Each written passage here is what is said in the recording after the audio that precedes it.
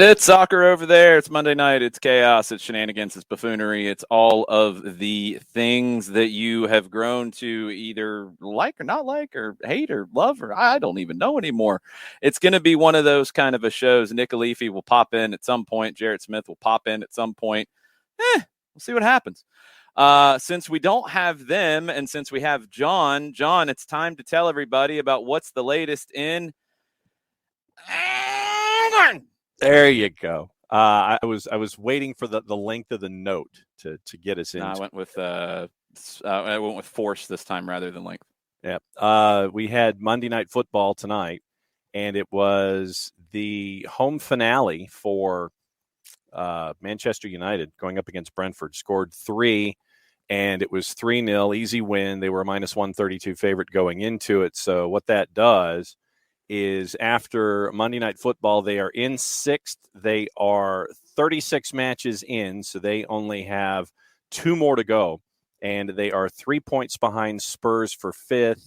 They are 6 points ahead of West Ham, but West Ham has a match in hand when you're looking at the Europa League and the Europa Conference League spots at 5, 6, and 7 right now. So a frustrating home season comes to an end today. Cristiano Ronaldo got another goal on the board on a penalty situation. I want to say that was in the 61st. So an easy win for Manchester United against Brentford, and Brentford is at that 40-point plateau. They're in 14th. So, great on Brentford for surviving in their first season in the Premier League. That was Monday Night Football. Okay, there were other things in England over the weekend. 'Tis true. And, you want to start at the top or the bottom? You can go whatever direction you want. It's your country, your segment. All right. Well, okay. So let's build up then. Everton still is in the relegation scrap, but they got a big win over Chelsea, 1-0. And Jordan Pickford and Richarlison got a lot of credit in this one. Jordan Pickford had a sequence in the 60s where they had to come up with, I want to say, 3 saves in very short notice. Including one where he got large and it ended up hitting him square in the face. And he did what?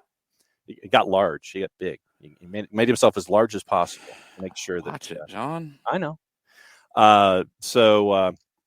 Jordan Pickford. I was trying to avoid using the cliche that we use too much when it comes to keepers. Just move on. Keep moving. Yeah. So you're gonna get in trouble. Keep moving. No, Everton got the win. So they're at 32 points. They have a match in hand behind Leeds and Burnley, who are both at 34 points. And so Everton's next match is against Leicester on 6 days from now. So that would be Sunday. And that's going to be their next test. Leeds with the murderous run-in that is just, it's ridiculous. And so if you're looking for folks that might be in danger, it might be Leeds, because their next match is at the Emirates against Arsenal. Next weekend, Burnley plays Aston Villa, and that one is on Saturday. Villa is only 6 points ahead of Burnley. Burnley under caretaker manager Michael Jackson. They are unbeaten in 4. They've won 3 in a row. They've gotten themselves out of the relegation zone currently. Norwich relegated. They've lost 3 in a row. Watford, for all intents and purposes, will be relegated. They're at 22 points. They've lost 5 in a row. And so right now it's 3 teams chasing after that third spot with Burnley, Leeds, and Everton.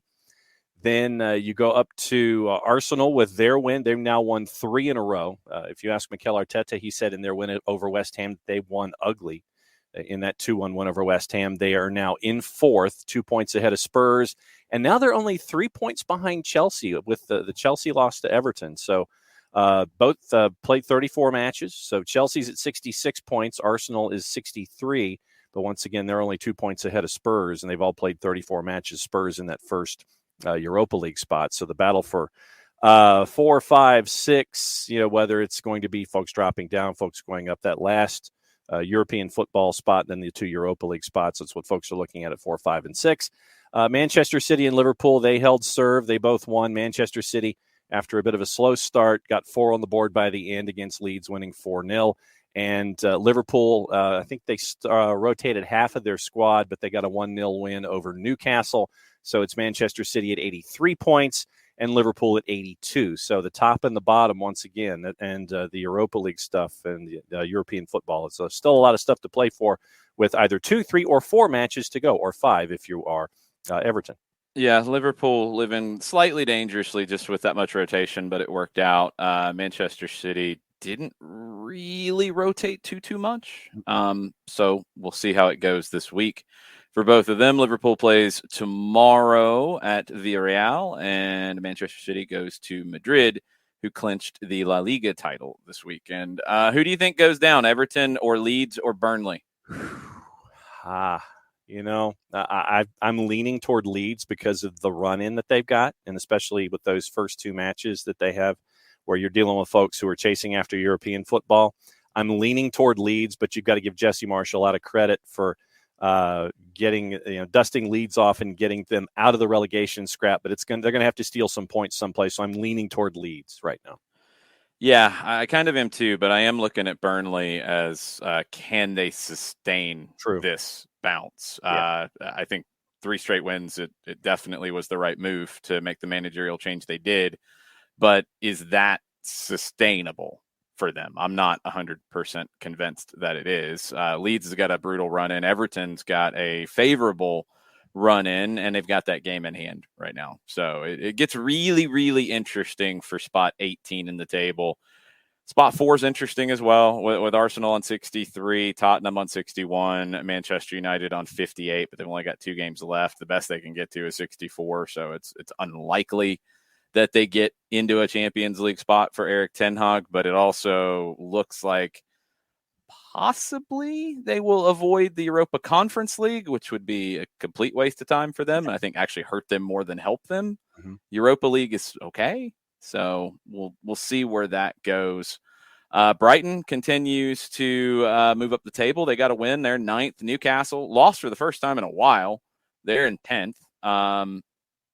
That's pretty much the storylines in England. Anything else you want to get into? Lower divisions, anything like that? Yeah, we'll get into lower divisions and run through that really quickly before Nick joins us at some point. But we're getting a closer focus as to who's up and who's down. One of the other lower divisions still has a week to go.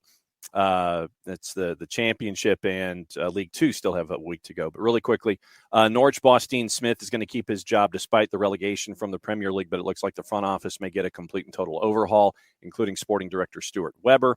In the championship, Fulham won 7-0 over Luton Town today, and Alexander Mitrovic broke another record, getting his 2.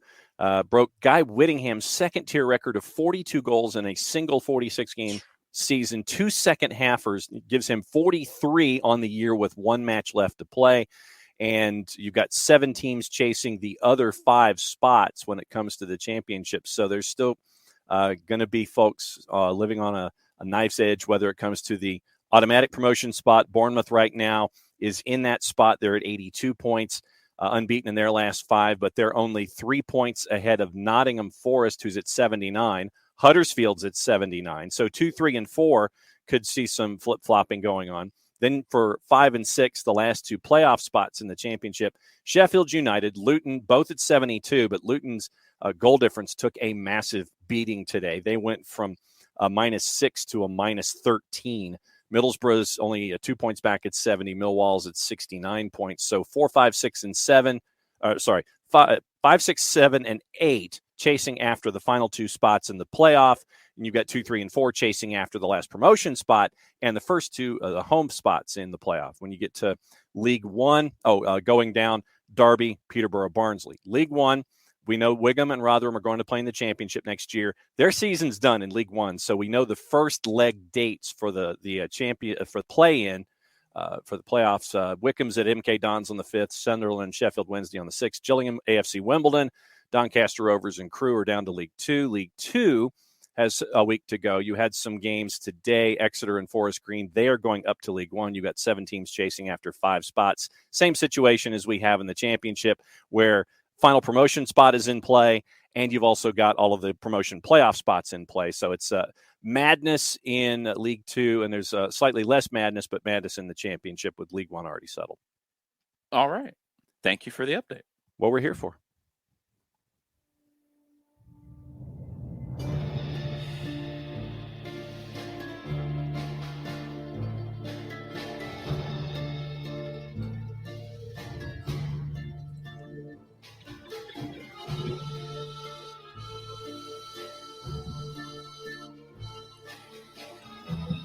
So what are you happier about, Nick? Carlo Ancelotti winning another league because he's got them all now, the Big Five, or Milan getting another goalkeeper error and being fortunate? Hey, you know what? I'm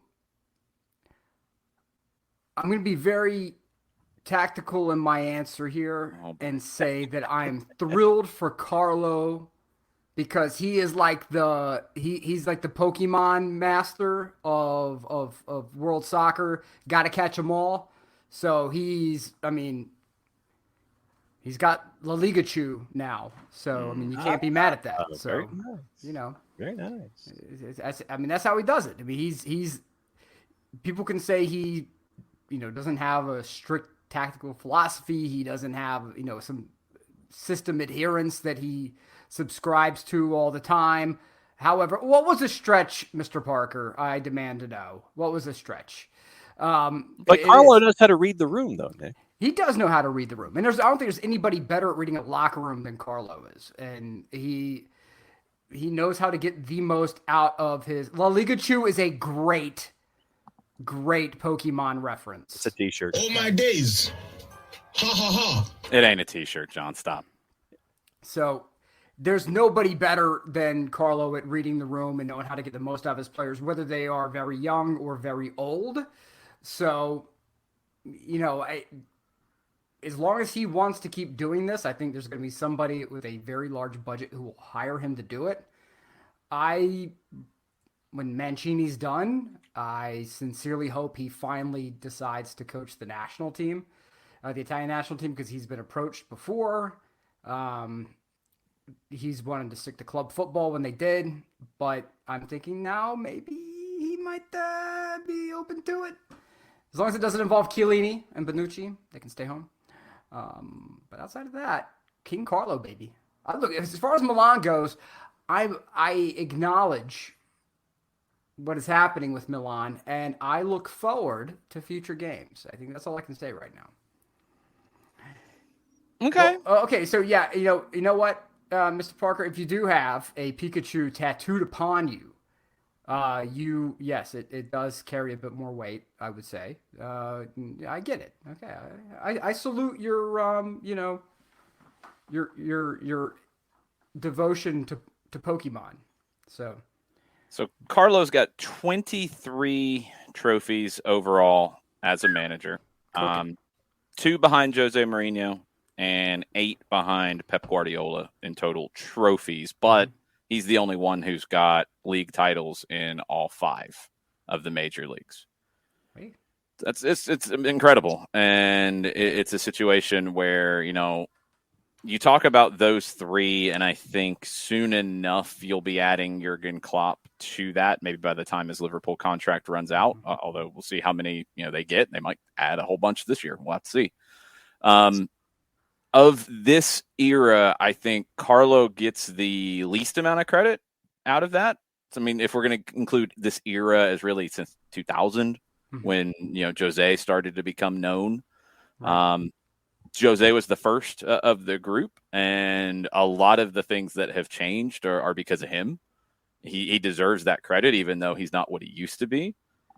You win 25 trophies, yeah, you know what you're doing. Yeah, right. Carlo's the least respected out of that group, and it's a shame. It's a shame because he's probably the most adaptable out of that group to whatever situation he takes.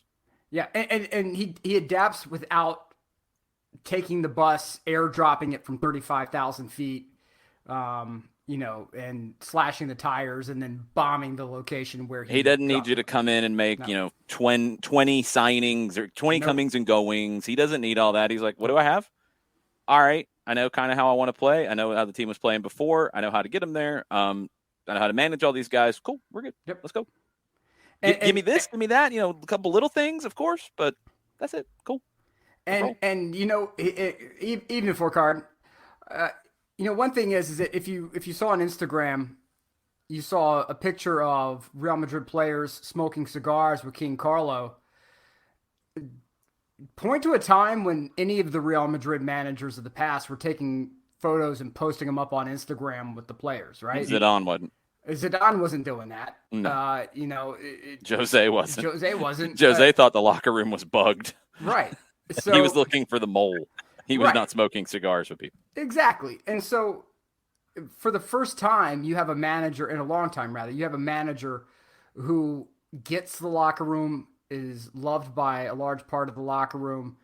And as a result, you have pictures of him wearing, I'm pretty sure, a $6,000 tailored suit, smoking, wonderful cigars, I'm sure. And, Carlo is a guy who he gets it. He really does. He understands that it's a game, and he understands that, yes, there's a lot of money behind it, but that doesn't mean that your life needs to be a living hell while you prepare and train and play. It's okay to enjoy life a bit.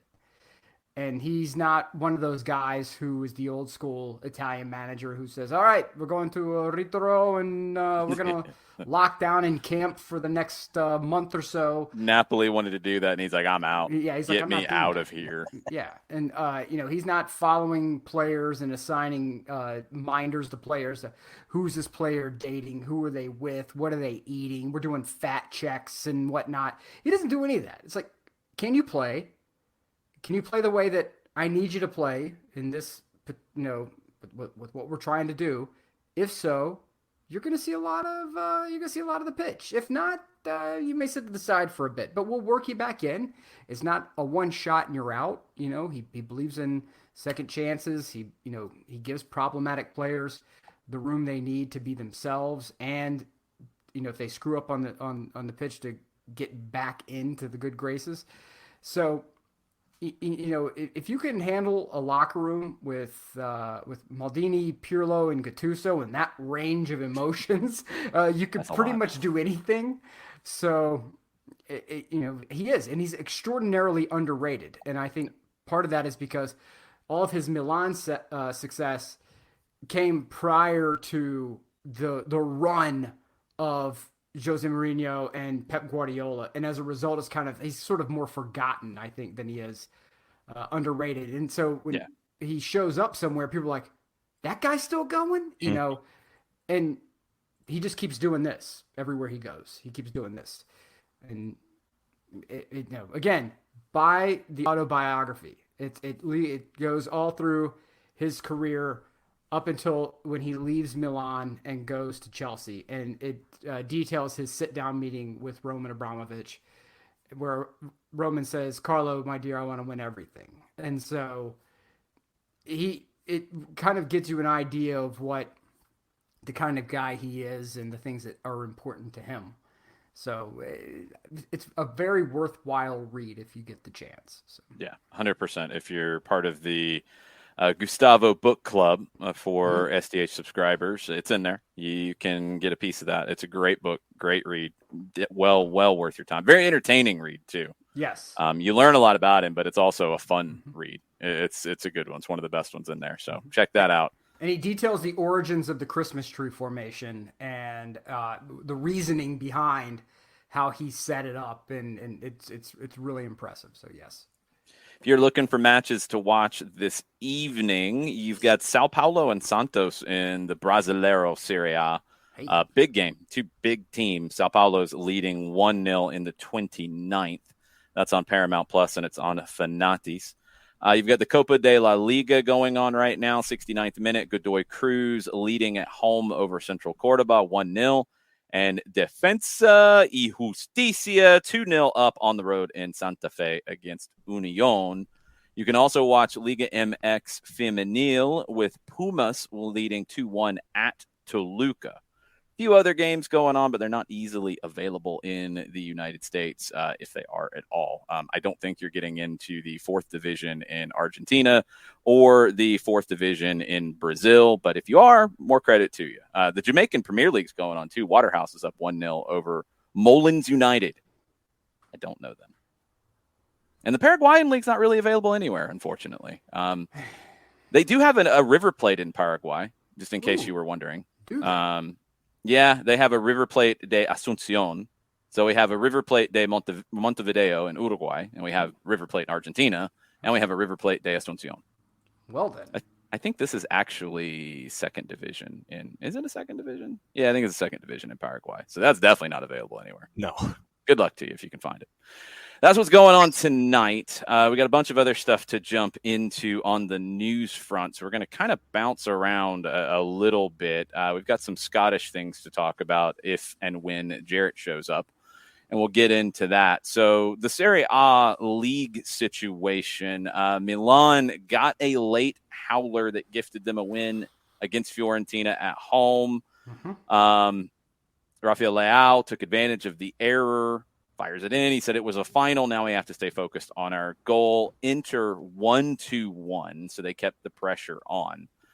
Simone Inzaghi, adamant that the race isn't over. He's absolutely right to say that. 100%. You got to keep putting the pressure on. It is not over. One slip, and yes, it's a complete and total shenanigan if that happens. If Milan, I think you're looking at 2 more wins and a draw? I think it's a win and 2 draws we need. Okay. I'm not sure if that'll get you. I think it's actually a win, 2 wins and 1 draw. We have a head-to-head with Inter. Right. Which also helps us.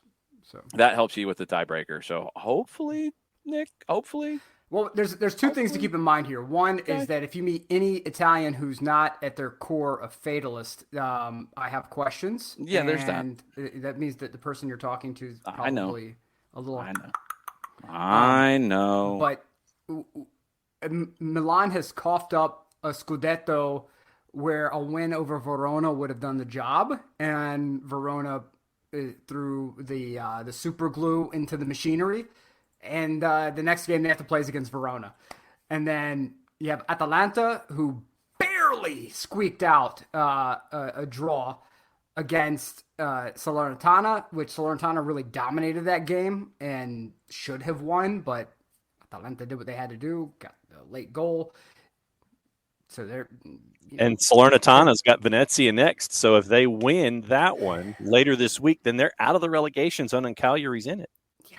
So, but you have Atalanta, which is kind of be licking their wounds and kind of trying to figure out how to get a little bit of pride back. They're playing for pride for sure, so you need to, that you have to figure out which team is going to get you the wins required. And because Sassuolo, I don't care if they got drubbed 6-1 by Napoli, they're a dangerous team. And if Milan goes to sleep, it's a wrap. So it's unbelievably important for this team not to fall asleep.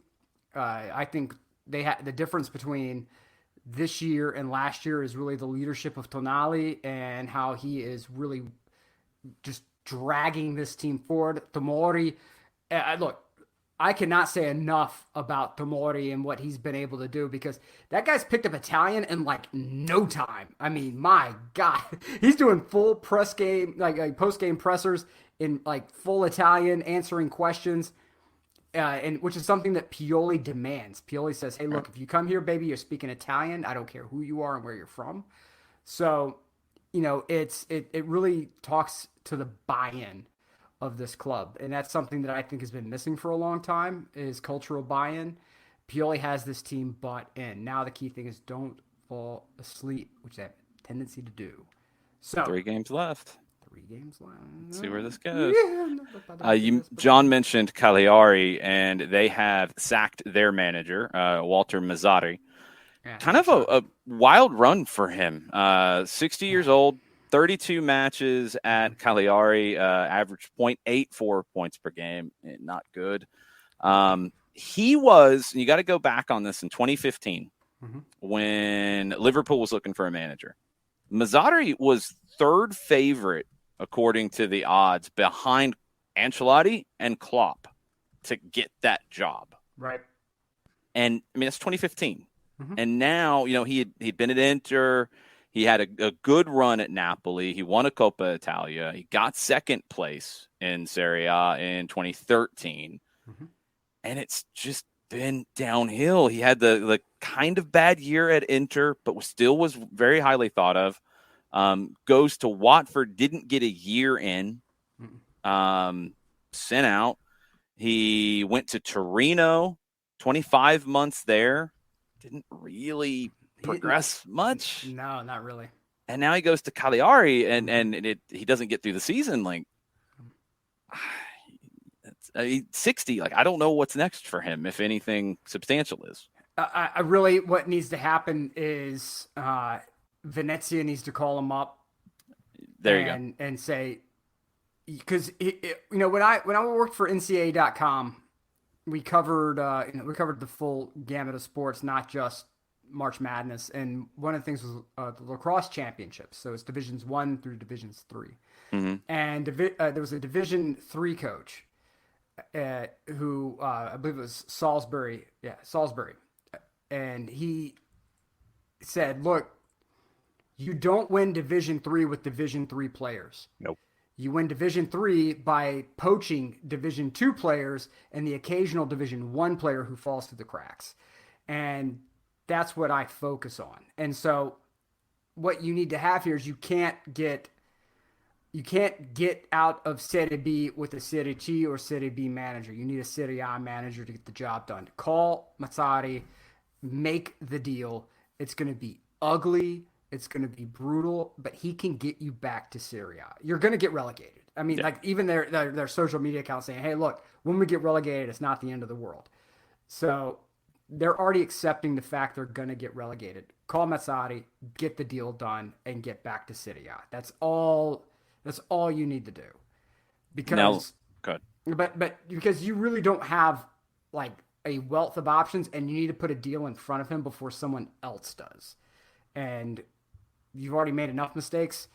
You need to do it before Parma calls him. So yeah, make some calls. Now, speaking of Serie B, you're going into the last week of the season. Here we go. No one has locked up an automatic promotion spot, and there's 2. Lecce's on 68. They have all but locked it up, although they did lose on the weekend, which is crazy. I mean, you have out of the top 6 in Serie B, 4 of them lost in week 37. Yeah. Lecce is number 1 on 68 points. They play number 20 on the last match day. Pordenone. They should go through, I think. It's a knife fight. There's no telling. Monza did win in match day 37. They are in an automatic promotion spot right now on 67 points. They play at Perugia, who's in 9th. Not easy. They've only lost.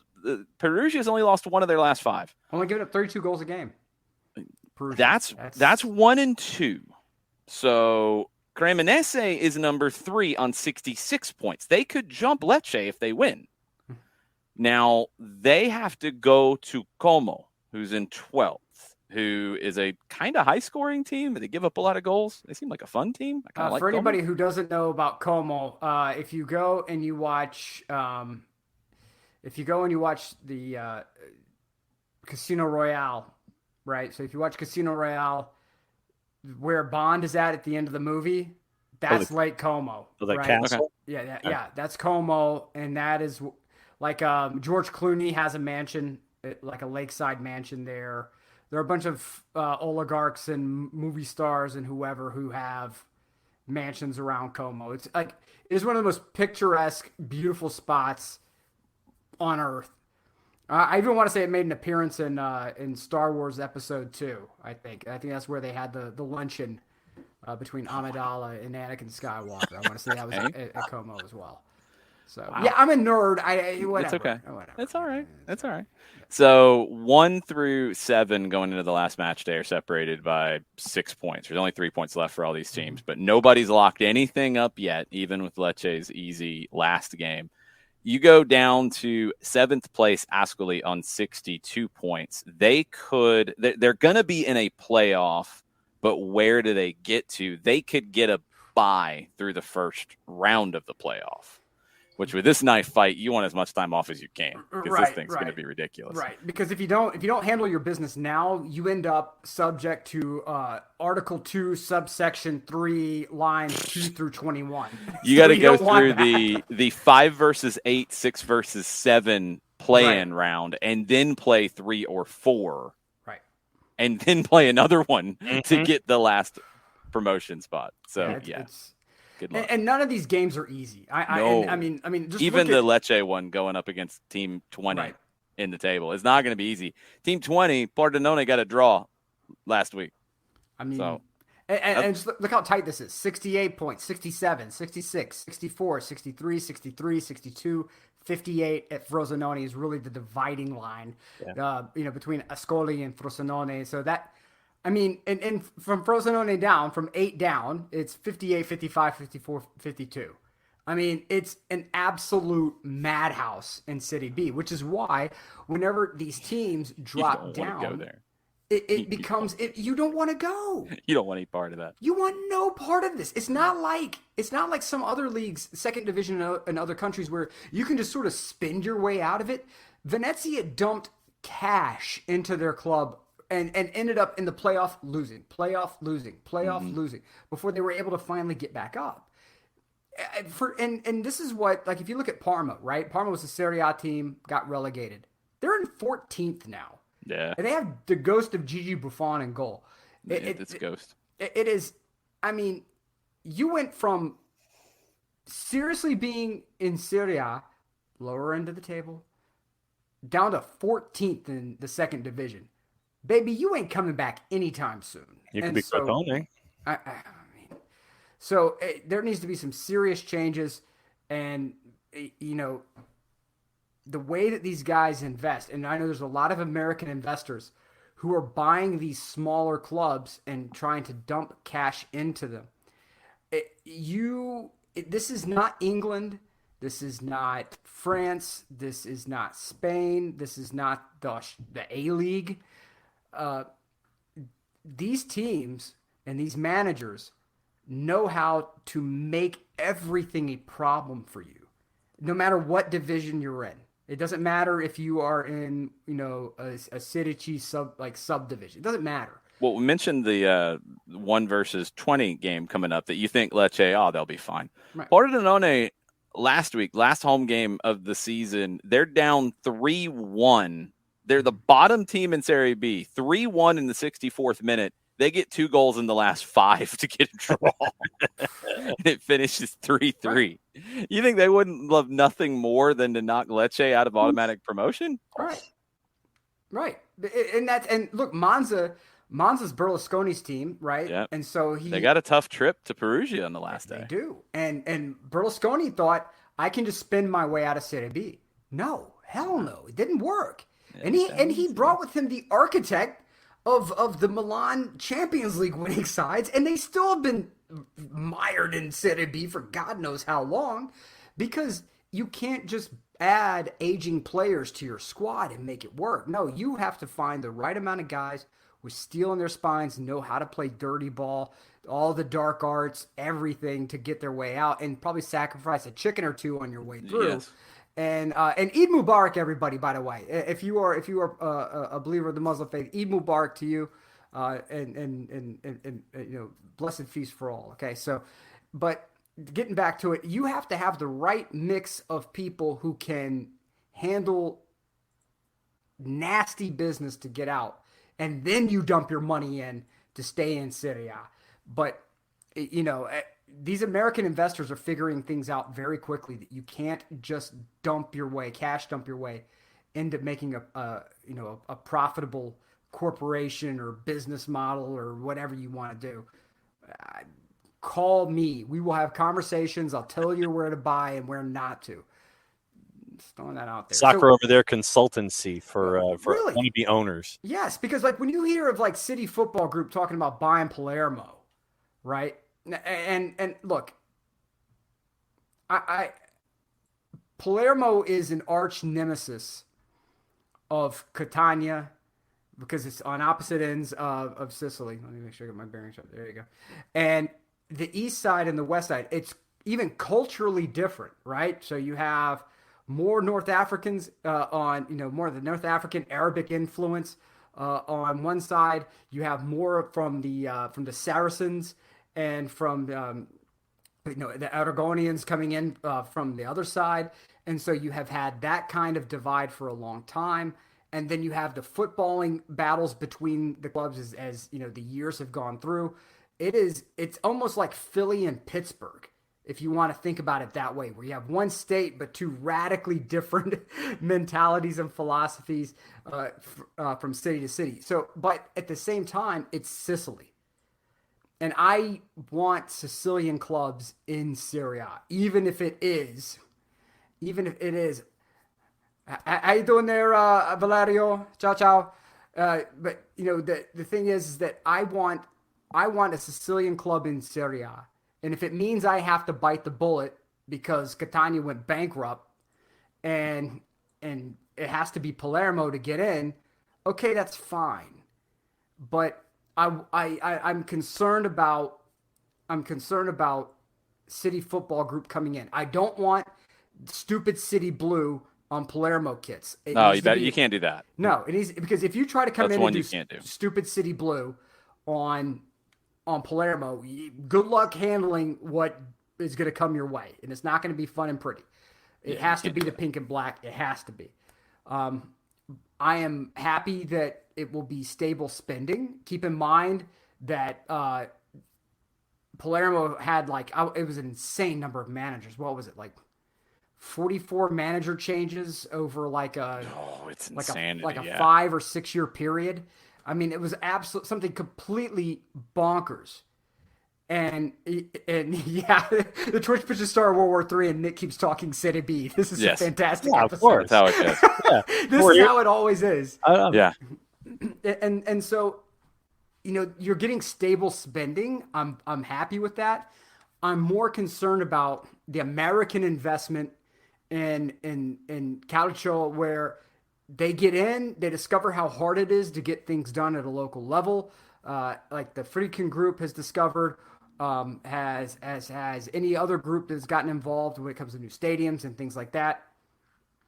It really is it's something that I hope the American investors stay.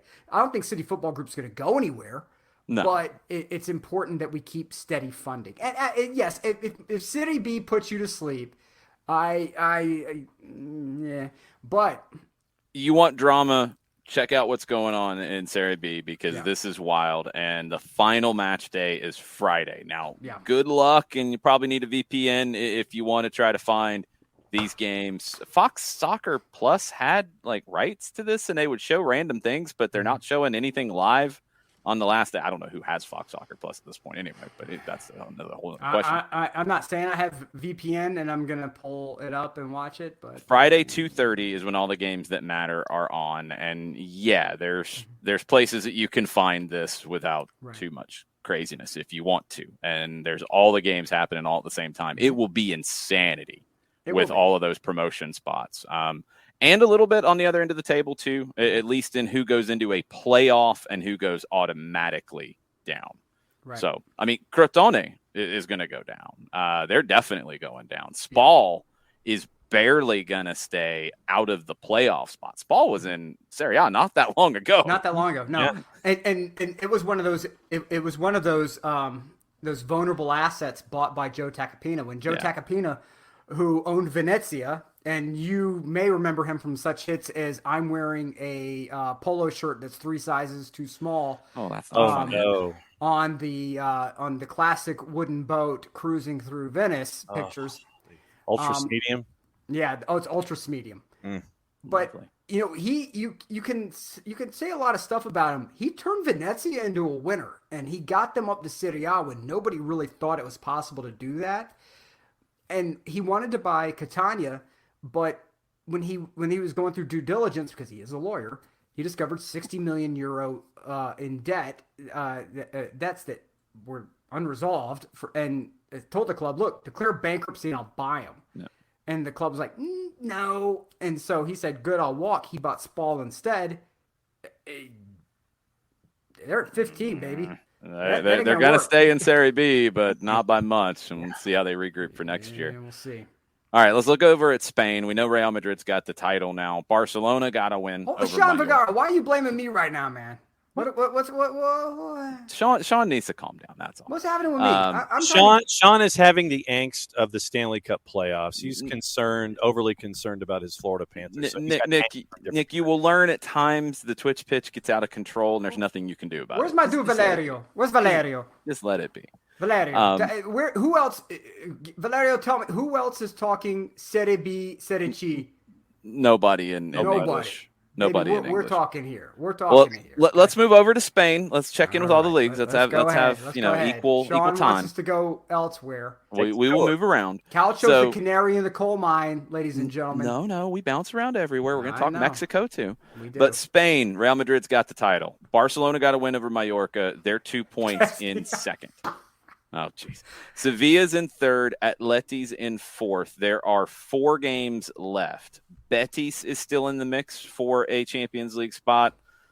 Real Sociedad's still in the mix, although it's not looking great. And right now, Villarreal would be in the Conference League unless they win the Champions League, which they have work to do tomorrow. Right. They did lose on the weekend. I'm sure they rotated their squad quite a bit because their whole season is tomorrow to try to overturn a 2-0 lead for Liverpool. But it is Villarreal's at home, so anything can happen. Last time they were in the spot, they had a penalty against Arsenal, and Juan Ramon Riquelme stepped up to it. He did not look comfortable, and he did not convert on the penalty, and they did not advance to the Champions League final. Arsenal did in 2006. I think that was the final that Barcelona ended up beating them. Messi missed it in like one of his first main years with the team due to injury. So La Liga there's a lot still to play for at the top of the table, even though Ancelotti has the trophy and he's probably drank some very expensive things out of it already. Yep. But he's got a big game on Wednesday. We'll talk Champions League in a bit. You look at the other end of the table, Mallorca lost. Mallorca is in 17th on 32 points. Cadiz is on 32 points in 16th. 3 go down in Spain. Granada's on 31. Alaves is on 28. Levante's on 26. So it's still up for grabs between those 5 as to who's going to go down. Getafe is still in the mix on 36. They're not completely comfortable yet. I mean, you start getting into mathematical equations. Espanyol and Elche aren't comfortable. They're not good yet, but they probably are with the cushion they have. Espanyol has lost 3 in a row, so maybe you got to watch them. Nobody's gotten hot behind them, though. Nobody's really trying to save themselves here in Spain. Now, since we did this in England and since we did this in Italy, we do have to look at what could be coming up from La Liga 2. Let's go. Some clubs that we know. There's 4 games left in La Liga 2. They have 22 teams. They have a playoff format for the 3rd promoted team as well. 1 and 2 go up automatically. 3 through 6 have a playoff that leads to a promotion spot. Eibar is on 74. They've won their last 2 in a row. Almeria, who missed out last time. Remember, Brian Rodriguez went on loan to Almeria, and it was an obligation to buy if they got promoted. They didn't. He goes back to LAFC. Almeria's on 73. Those are your 2 automatic spots right now. Valladolid, who lost on the weekend, is on 69 points, 4 back of a promotion. Automatic. Is the pitch actually like installed? You know, like they don't have chunks of turf coming up at Valladolid? There's no telling. Okay. Anything's possible in La Liga 2, man. Anything. Tenerife is on 66. Girona is on 64. And Real Oviedo is on 63. That's the promotion playoff spots. A couple, Las Palmas, who is on 58. If you go back and remember, Sergio Ruiz, who's at Charlotte, was on loan to Las Palmas. That's where Miguel Angel Ramirez, their manager, came from originally. They're 5 points out of a promotion playoff spot. I do not remember the last time they were in La Liga, if they were in La Liga. Ponferradina is in 7th. They're only 3 points out of a spot. So, like Eibar, Valladolid, Real Oviedo. These are clubs that we've seen in La Liga in recent history.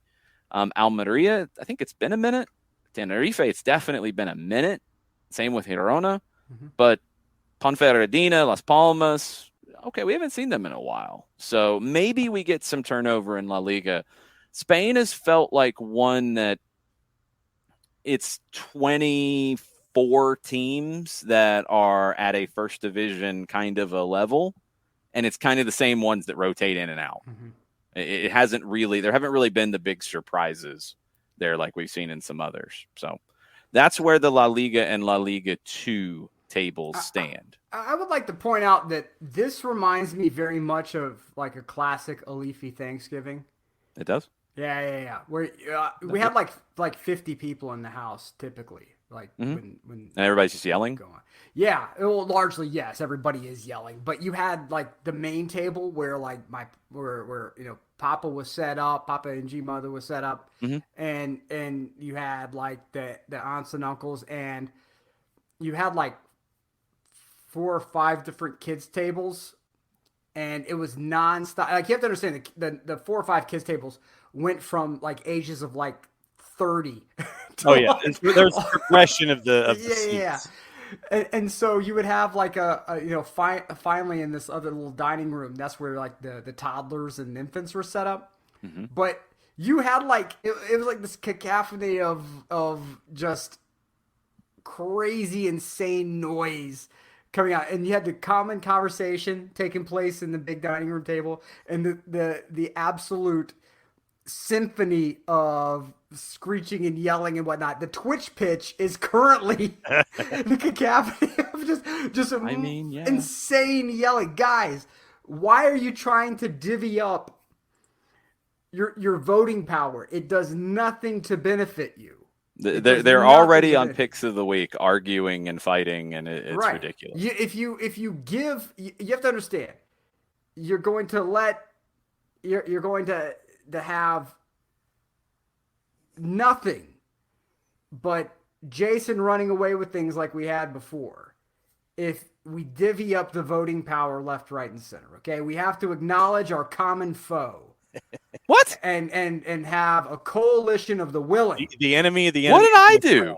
What I'm saying is we don't need the Federated States of Micronesia coming in here and I got and nothing trying to to do make with things any of happen. that. I'm just saying we need to have we don't need to have the People's Republic of Longshoristan and trying to I already got my own picks. An expansionist philosophy, guys. Come on. We need to come together. The United Nations.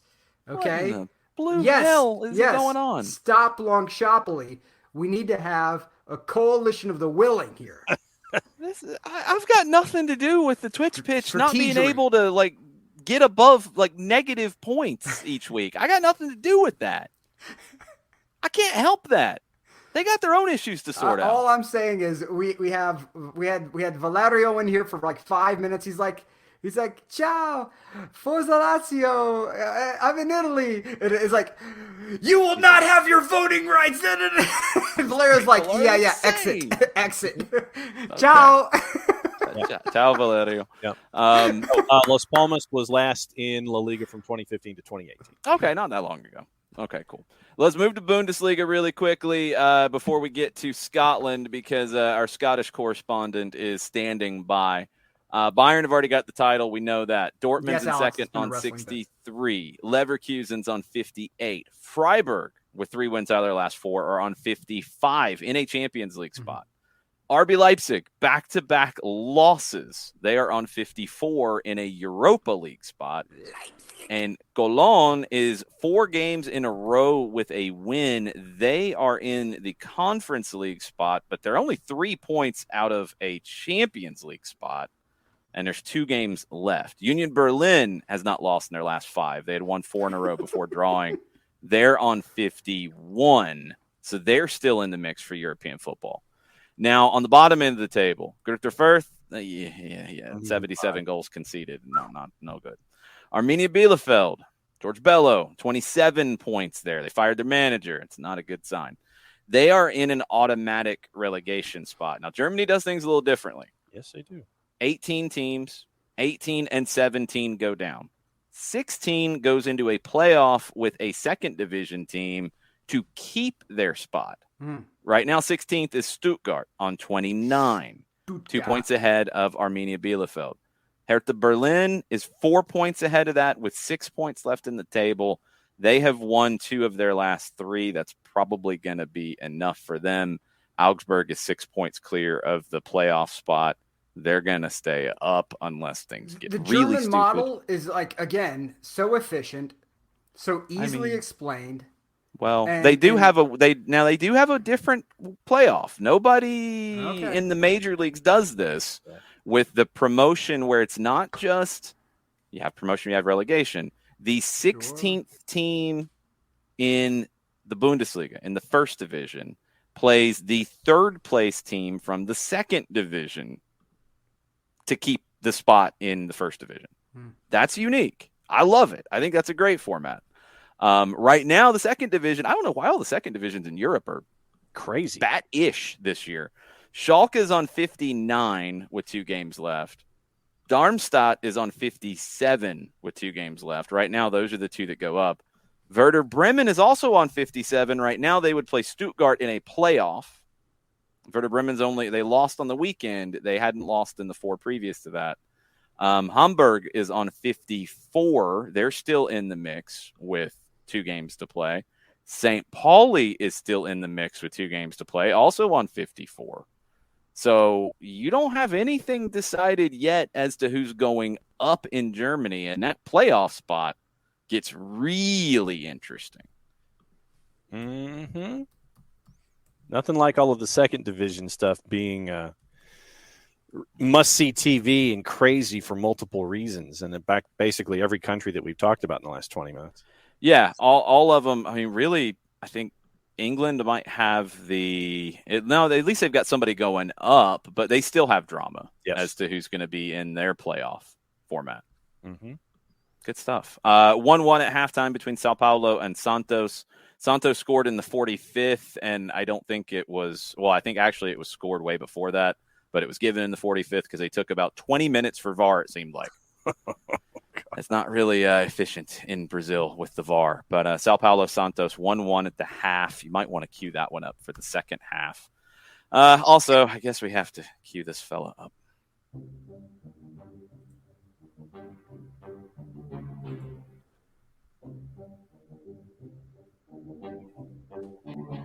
Hi, Jared. I just let it run out. No, it's a good piece. No. You know, at least you have the decency not to kick me out like you do, John. Show's not over yet, Jared. Show's not over yet, my friend. Anything can happen. We haven't even got the picks of the week yet, and Twitch Pitch is already fighting amongst itself. Oh, yeah. Well, the Twitch Pitch has set up its own civil war. So yeah, that's what it is. It's a civil war on the Twitch Pitch. Out of hand. It is an attempted annexation. It's funny you bring up Civil War because we probably need to talk about the old firm in Scotland. Oh, Jesus. Because your people can't stop fighting, Jarrett.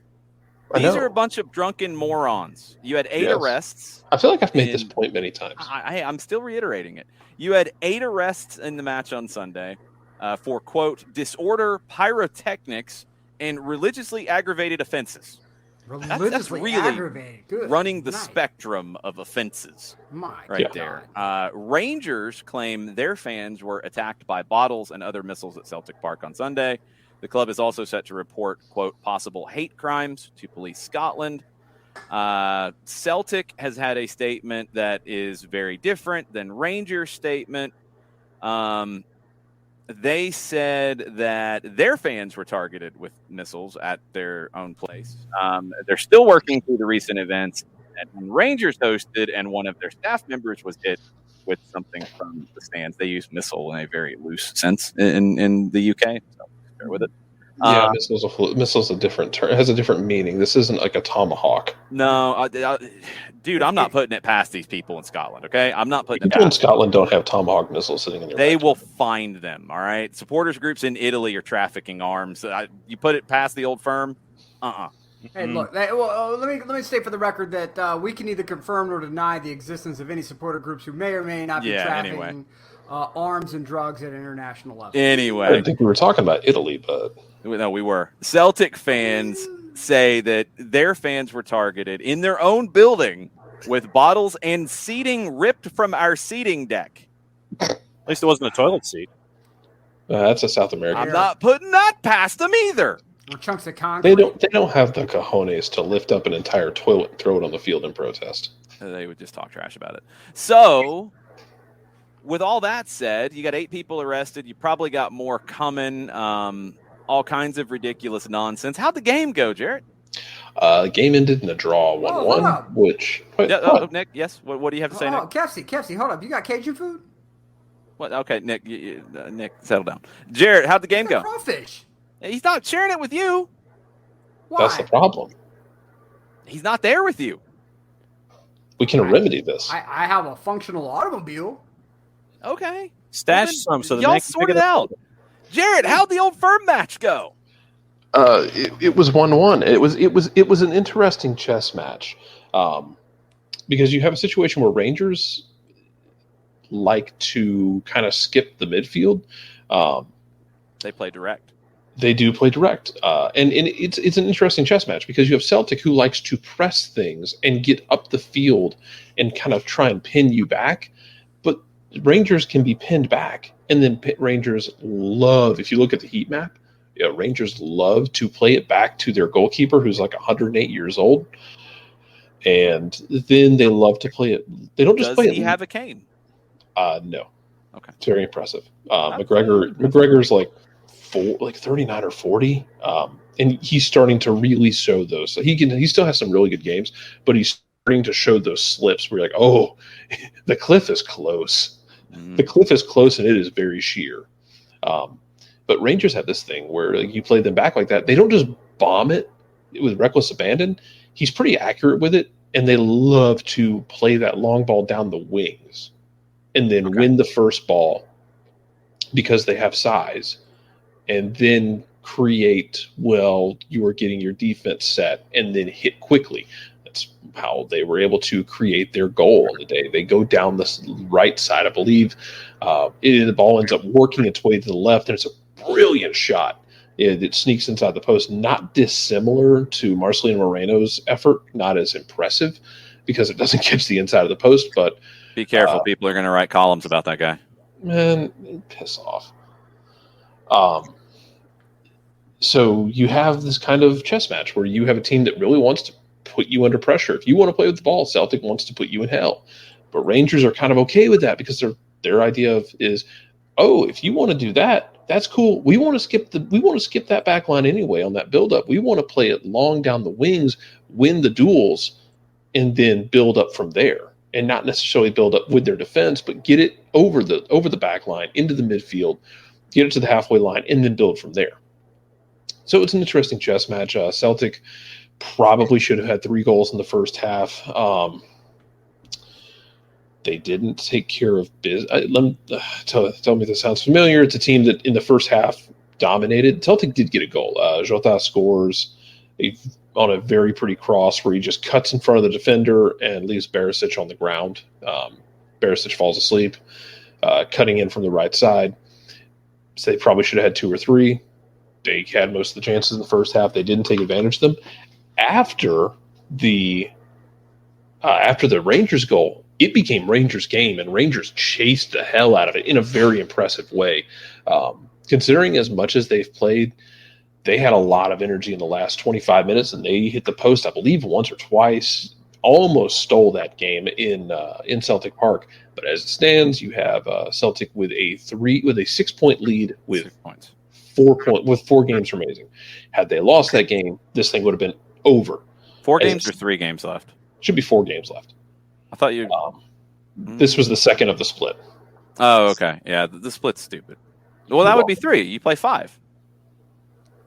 Let me check. It might be 3 left. Let me check. Yeah. If you play 2 and you've got 5, yeah. 3. Yeah. No, not Boston Celtics. I don't want to know this much about the stupid split, Jared. I'm disappointed in you. Okay, it is 3 games. You're right. I can't count the 6. So they're 6-point lead so with. 3 I know games it's hard left. to count the 6. If 6-point lead they with had 9 points left on the table. yes, and if they had the goal differential is such that if Celtic had won that game, that'd have been it because Rangers wasn't making up that difference. Right. Now, It's pretty much over anyway, it's though. over. It's pretty much over. So on the other side of the table, now, first off, we did learn today that because of Russia's exclusion from UEFA competitions for the next year, Celtic, if they don't blow it, and they shouldn't, then they will go. Dundee and Motherwell. They'll be okay. They'll go into the group stage of the Champions League next year automatically, correct? Yes. And what I am banking on now, oh, please, God, give me this. Go ahead and let Rangers win the whole damn Europa League because I want people to have to. I want to expose Europe to as much Scotland as humanly possible for their own suffering. Have Rangers win Europa League and have them get the automatic spot as well into a group stage. Yeah, let's just see what happens. It gets weird. By the way, the goal differential, Celtics goal difference is 61. Yeah, that's like some of the Class A public teams I'm going to be calling their state championship tomorrow. Yeah, they've scored 81 and they've surrendered 20. Yeah, also, we point this out as well. Celtic lost their first 3 road games of the year, and Rangers never was able to hang on to their lead the way that you expected them to. CVG leaves, and then it all falls apart. Yeah, it was starting to get a little loose in the corners with Stevie G. Yeah. It was not. Yeah, I know, Burn. Rangers ain't winning the Europa League. I know. Let me laugh at this though. Sorry, there's a really strange mascot on the field in the Sao Paulo Santos game behind the goal, and I can't tell which team. Does he belong in Scottish Second Division? Because we can get into either that or Guatemala. The Cocaine Panther. Yeah, that's Guatemala. Guatemala's got a few. They got a cocaine bat too. Okay. It's impressive. Brazil's probably got a few of these. I do want to hit on one Scottish thing before we leave the.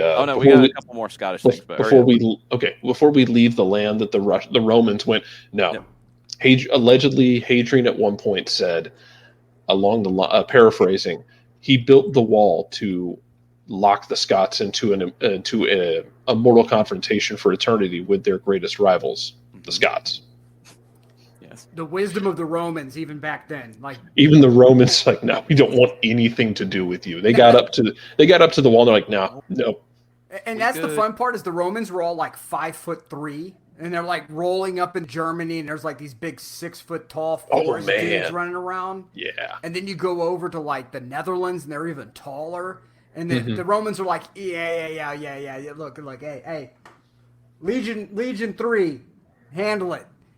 We get to Scotland and we're like, no, we're good. Thanks, guys. There are legitimately amazing write-ups about that from Caesar's explorations into the Isles because it's this. Think about it though. If you've never been there, it's these islands off the coast that are shrouded in mist and fog, and it's very mystical. Yeah. The Celtic people are really damn weird. They're huge. They have long hair. They're painted up. They speak a language that you've never even heard anything close to, at least the Gauls. You were used to hearing what the Gauls said. The Celts were speaking something completely different. Right. And the Romans wanted nothing to do with that. Mm-hmm. Okay, so I figured out the mascot thing. It is the Sao Paulo mascot. Right. And the Sao Paulo mascot is an old man.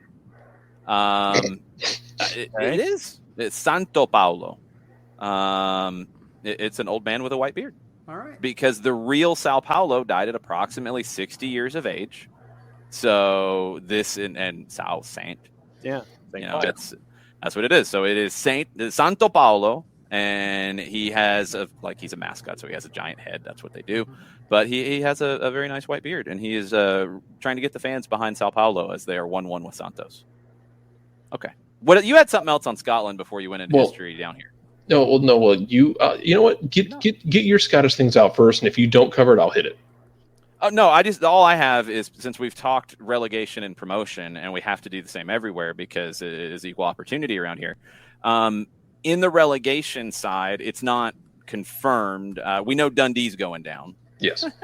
Maybe they'll check their emails this time. Jerks. St. Johnstone is not necessarily going down, but they go into some kind of a playoff because Scotland's weird. Is that true? They would go into a playoff, yes. So they have a playoff. So then they have a war to fight.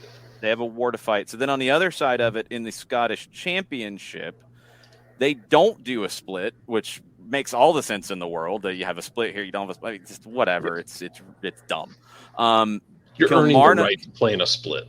It's stupid. Kilmarnock is on 67 in first, and they would go up automatically. Now, 3 teams go to a playoff here? Yes. So how does this work? I got to remember because the second division is weird in the way they do it. It's dumb, Jarrett. Why do they make it so difficult? So 3 plays 4. So yeah. Inverness plays Partick Thistle. Inverness is who I am pulling for, by the way, in all of this, because I love Inverness Caledonian Thistle, and I love the concept of exploiting people more and more to the idea of, hey, you're going to have to go play a road game. Oh, where at? It's at a stadium that's on Loch Ness, basically. It's cold, it's windy, it's miserable. Have fun. So it's a 2-legged Premiership playoff. Third plays 4 over 2 legs. The winner plays second, and then the winner of that plays the 11th place team in the Premiership. Yes. They don't do a split in one, but they do a split in the other. Why, Jarrett? Why? I am pulling for Inverness to get this done. I'm pulling for Inverness as well. It's Arbroath. Yeah, who is also Arbroath getting it. Arbroath going up would be cool. They haven't been up in a while. And Partick Thistle's in 4th. Partick Rovers is not out of it though. They're on 50 points with 2 games left. So if you're looking for your yo-yo clubs in Scotland, it's going to be Partick Thistle's definitely. Kilmarnock's definitely right. Yes, Hamilton Academical, although they're not going to go up. Down. Yeah, those are the teams you're looking at who are like, those would be your yo-yo clubs. In Scotland, it's not as big of a deal because you don't have, in England, if you make the Premier League in England, even if you get relegated, you get that Monday. In Scotland, the team that finishes dead last in the Premier League, the team that finishes dead last in the Premier League makes about 10 times as much as the team that wins Scotland. That's the type of money difference we're talking about. Okay. It's wild, because of the TV money a lot. Yeah. There's huge issues with Scotland's TV contract with the way that basically Sky Sports they don't care. Celtic and Rangers don't care about anybody else. We know this. I know. It's a damn shame. Stupid split to get a bonus game against one another. Stupid. It's gonna be okay. It's not. It's not. But it's not gonna be okay. But I do want to see this ridiculous playoff format because that's absurdity. Yes. So yeah, Inverness, Partick Thistle. Then somebody plays Arbroath, and then Arbroath gets to play. God, let me see the champ. Let me see the Premiership table. As it stands now, it's gonna be St. Johnstone. There's 3 games left. They pretty much. Aberdeen and St. Mirren are going to be okay. Aberdeen actually won over the weekend. They had their first clean sheet of the year. They got their first clean sheet of the year. It took Joe Lewis finally actually making saves. That's not likely. Nick, what were you saying? We need to do what? No, I'm just saying we need a Heal the World song moment. You can't. You got to just let them fight it out. There's nothing they can do. We haven't even got the picks of the week. Maybe they just get tired. Because I can't. Look, I'm watching good people. I'm watching good people go to choose violence as an option, and it concerns me. This is what happens when they've been on a bad run of form here lately. There are people posting in all caps right now. I cannot stand by. We need a binding UN resolution. It ain't happening, Nick. They're on a really bad run of form right now, and they're falling apart. Oh man, we'll see how they handle it. I guess so. Is there anything else in Scotland you wanted to hit? No, that was all I had. I just wanted to get into the crazy promotion stuff. Is there something else from Scotland? It involves Scotland and MLS. It's the news of Chris Mueller coming back. So I want to explain this out for people because I know I've seen a lot of people make the jokes about Chris Mueller lasted such and such in Scotland. I guess couldn't cut it. Going to come back to MLS, blah, blah, blah. But as always in life, things are not that damn simple. Preach. Not exactly. So here's the thing, man. Chris Mueller gets courted.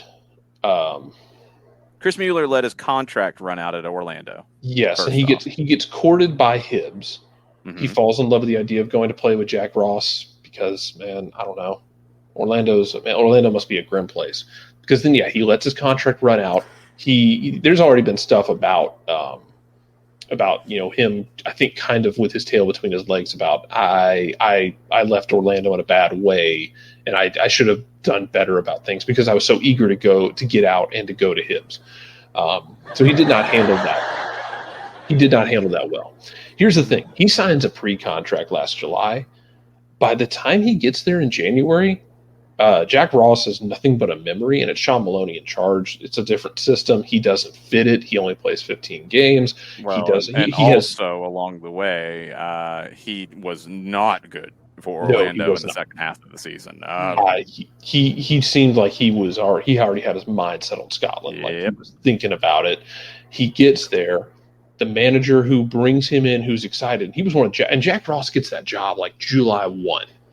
And that's one of his first signings. You want a parallel?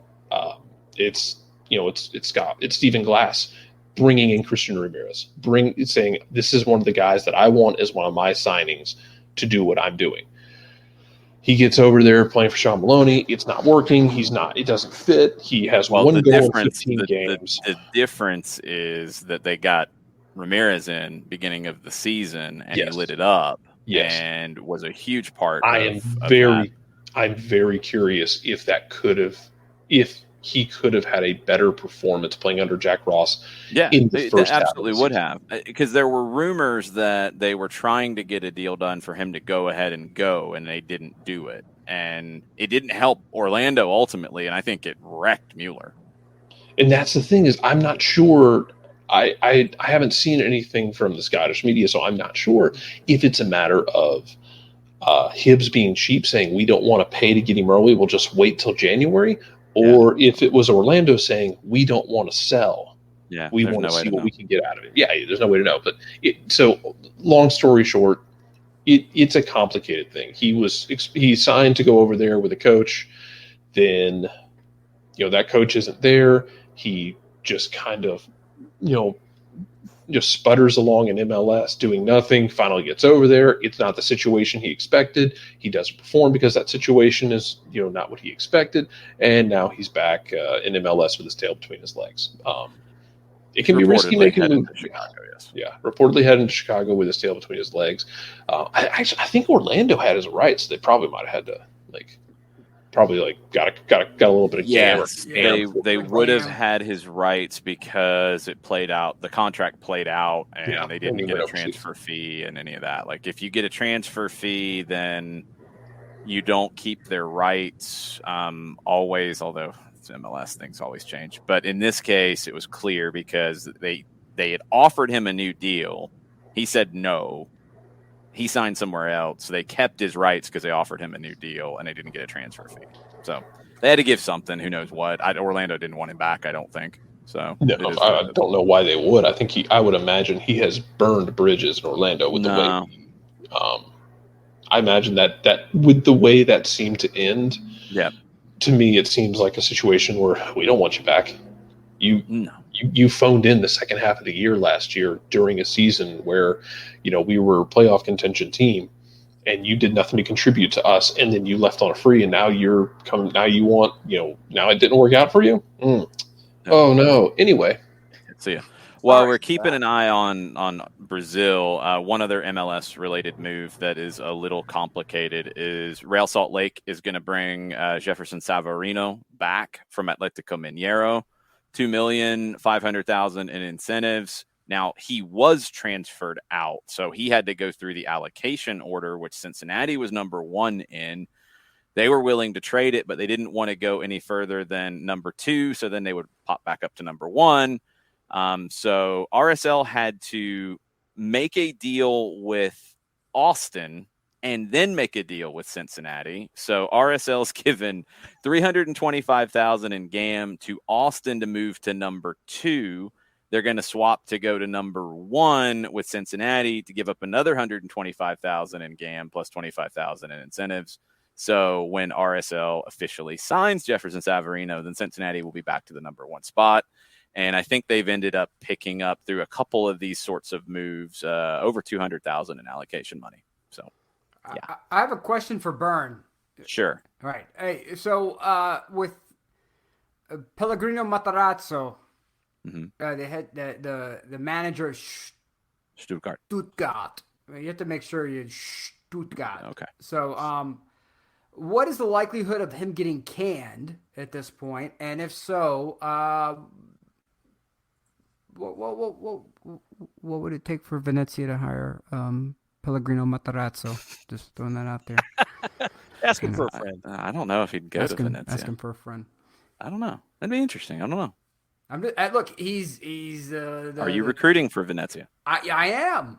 Are you in an official capacity? No, John. I'm the bag man. John, just because Nick offers something up on the show doesn't mean it's actually real. He doesn't have a contract with anybody. No. And that was about buying a team, not about moving managers from place to place. No. Look. If I could afford to buy Catania right now, I would be doing it. I got $5.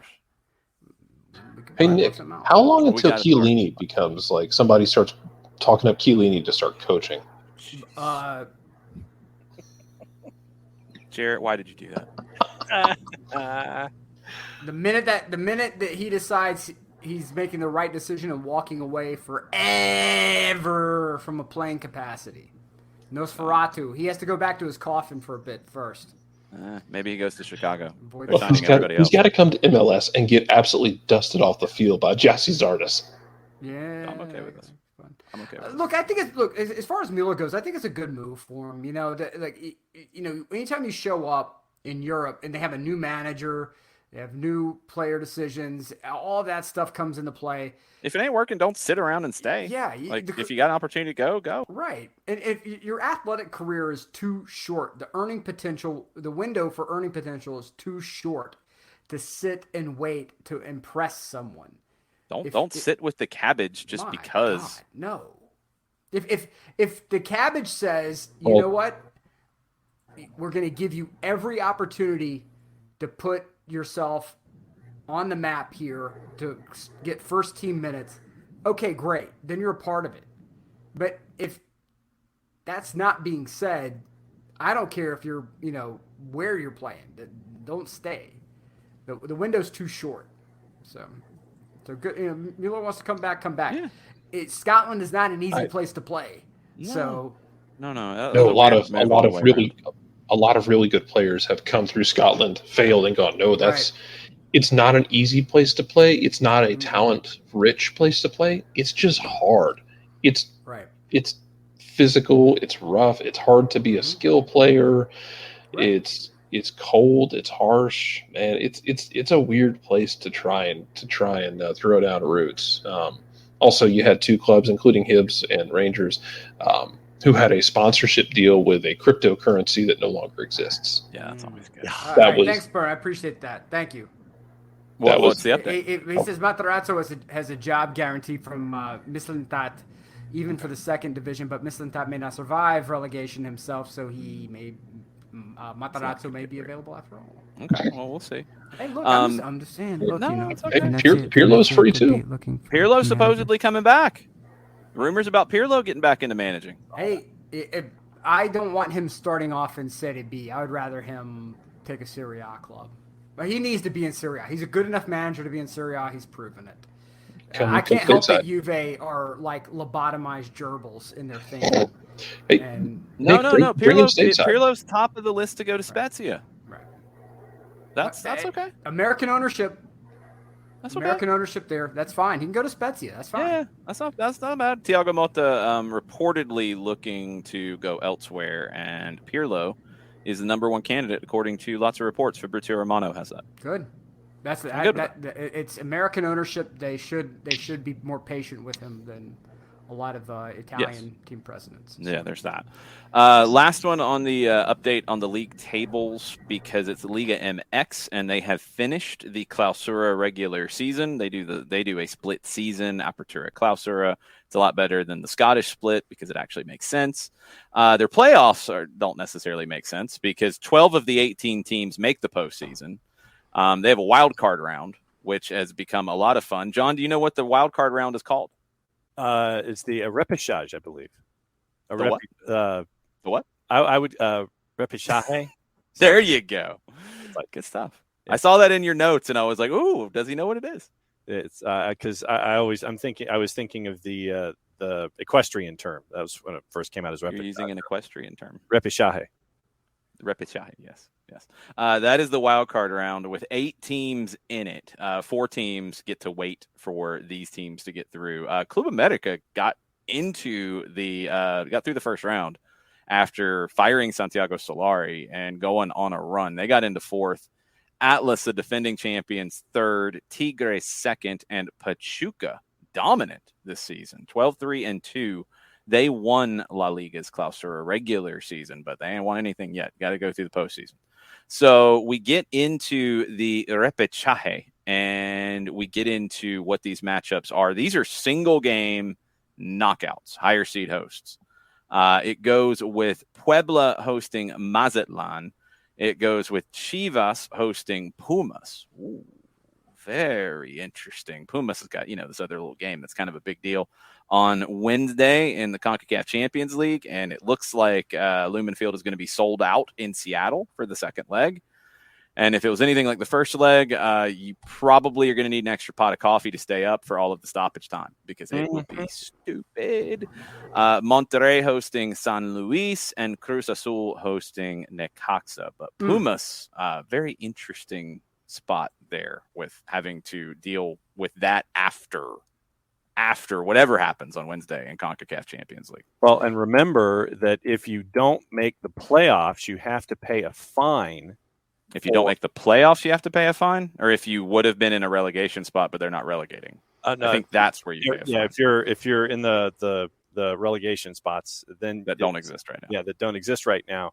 Leon's not paying a fine in 13th. Yeah. I think it's the bottom 3 that have to pay the fines. I know Juarez has to pay a fine with 11 points through 17 games. Yeah, and it is 80 million pesos, so it's the equivalent of $4 million. Yeah, I'm sure that gets paid. Yeah, so $4 million fine allegedly. Yeah, I'm sure that just goes on the books somewhere. Yeah. So, and then next to last is 47 million. Mm-hmm. So, going to our friends at xe.com for the currency exchange, 47 million pesos is 2.3 million US dollars. And the second to last team is 33 million peso penalty of 1.6 million US dollars. Okay. I'm sure that just goes on a sheet of paper somewhere in the log. That's my guess. I don't think money's actually exchanging hands in any of that. But anyway, it's Liga MX. Anything can happen. They're actually going to start promotion again, I think, next year. At least that was the plan. With anything, it could change. Our good friends at Celaya are in 3rd at the end of the regular season in the Liga de Expansión. That playoff format has got 12 out of 17 teams making it. They only have 17 because I think somebody went kaput. But Celaya is in the mix as one of the top teams. They are definitely trying to get promoted. Our other friends, Tepatitlan, did make the playoffs, but they finished 11th, 6-4. Went on a little bit of a run at the end of the season. But that's your Liga MX update. Any other updates we need to hit? I would like to announce that there's peace on the Twitch pitch. We have peace. We have a chief peace. Wait, we have an armistice? We have an armistice. We have peace. We have we have a temporary cessation. Wait till we get into picks. Does Jason not believe in it, or is he? No, because we haven't started picks of the week yet. I believe it. We haven't started. Well, here's my thing: does he not believe in it, or is he hoping it continues because he's profiteering off of it? What am I profiteering from? Somehow I got blamed for it earlier by Nick. I'm just saying. We have peace in the Twitch pitch. I, for one, am thrilled that we have peace on the Twitch pitch. Yep. Well, let's see when we get into picks of the week and how that goes, because I'm not expecting it to last. It's a Christmas miracle. Rumors and innuendo before we get to picks of the week. Your Tielemans would prefer a move to Spain if he leaves Leicester City, and Real Madrid are believed to be interested in Yuri Tielemans, 24 years old, from Belgium. Barcelona are linked to Marcos Alonso. The Chelsea situation's still going to be interesting because where do we stand with this thing right now, John? You had somebody make a bid after the deadline was up. Like, they missed it by a lot. Yeah. But they reportedly made a gigantic bid that nobody's paying attention to. Right. And it sounds like the Boley bid, the LA Dodgers ownership led bid, is the preferred bidder. They are negotiating exclusively right now, but they do not have the deal done yet. Check. Okay. The longer it takes, the more difficult it gets to keep guys around. Now, Marcos Alonso is under contract. He is not out of contract in the summer, but Barcelona is already sniffing around, and they want to bring him in, and yeah, he might be coerced. So that could get interesting. Barcelona reportedly have also reached an agreement with Valencia to bring in Carlos Soler for 20 million euro. They would do this if they sell Frankie de Jong, who reportedly has been linked to Manchester United and Bayern, and they're trying to get about 70 million for Frankie de Jong. Now, Frankie de Jong played for Erik ten Hag, who is going to be at Manchester United, so obviously that makes some sense. Will Manchester United spend that kind of money for a player who has been, I think disappointment's fair for him at Barcelona. I think maybe the expectations have been a little unfair, but he hasn't been great for them. And I don't think he fits what they really need. I don't think he's the kind of midfielder that they need now. Maybe they thought they needed him under Ronald Koeman, but not so much now. I think the midfield personality and characteristics have changed a little bit with Xavi, so I don't think he's as critical, so I think it makes sense that they could sell him. 70 million, we'll see what they get. So they already have the backup to replace him. Axel Witsel has confirmed he is leaving Borussia Dortmund at the end of the season. He will be a free agent. And here's one for you, Nick. Tottenham wants Antonio Conte to stay. They're willing to back him. But if he doesn't have the patience for the project and leaves, then Tottenham will reignite interest in Graham Potter at Brighton. John, how do you feel about that, first off? I mean, it's not a surprise.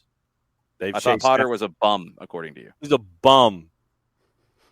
Basically, I thought that's what you said. But they chased after him before, so it makes sense that in the Premier League, when you have desires on domestic managers, that you would continue to chase after the ones that you've chased after in the past. And not that he's any good or anything, just because he was on a list before. That's why they're chasing him. Well, I mean, they've gone to this well before, and as long as it's not Sean Dyche, then they haven't gone to that well. No, but what I'm saying is that if they want it to be a domestic manager, someone that they've liked in the past, then they're going to continue to knock on that door and continue to offer him more than what Brighton did to get him to stay the first time. So I think that the second time, that if they knock on the door a second time, wait a minute. I do not remember Graham Potter turning the job down from Tottenham. Am I misremembering this, or did they not get Graham Potter and then they got Antonio Conte? I don't think that's the way it went. Okay, so going to Football London. So we're bringing up the English media now, and this could get out of hand. Okay, so Football London. Came as no shock to see Graham Potter's name linked with the Tottenham managerial vacancy following Jose Mourinho's sacking midway through April, coming to the attention of many in the game following his role in taking Östersund from the fourth tier of Swedish football to the top flight. 46-year-old's opportunity around Swansea appointed manager June 2018. Potter would only be in Wales for one campaign as the Premier League side Brighton and Hove made their move for him after. And that's why you have issues with Graham Potter. Yes, absolutely. Okay. His attractive brand of football at the Amex immediately caught the eye, and the Seagulls finished 15th in the first campaign in charge. Lack of regular goal score. Despite finishing 16th, Potter's name cropped up as soon as Daniel Levy parted with Mourinho at Spurs. And who did they hire instead? I believe it was let's see. It was Nuno. It was Nuno. Talk about bums. Oh, it was Nuno. It was a bum, no doubt. They hired Nuno. Yeah, Potter's style of play and his ability to build a talented young team excited many, even drawing comparisons with former boss Mauricio Pochettino.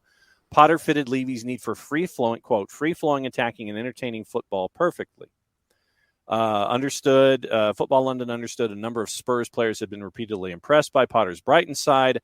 Brighton's deputy chair and chief executive Paul Barber confirmed there was, quote, absolutely no way they would allow him to leave. Potter made it himself clear before their final game he was very happy at the Amex. Okay. So it was Nuno that got the job. It wasn't when Nuno was run that they talked to Potter. It was before that. Yeah, it was after. Okay, that makes a little more sense, but it doesn't even necessarily sound like they actually talked to Potter.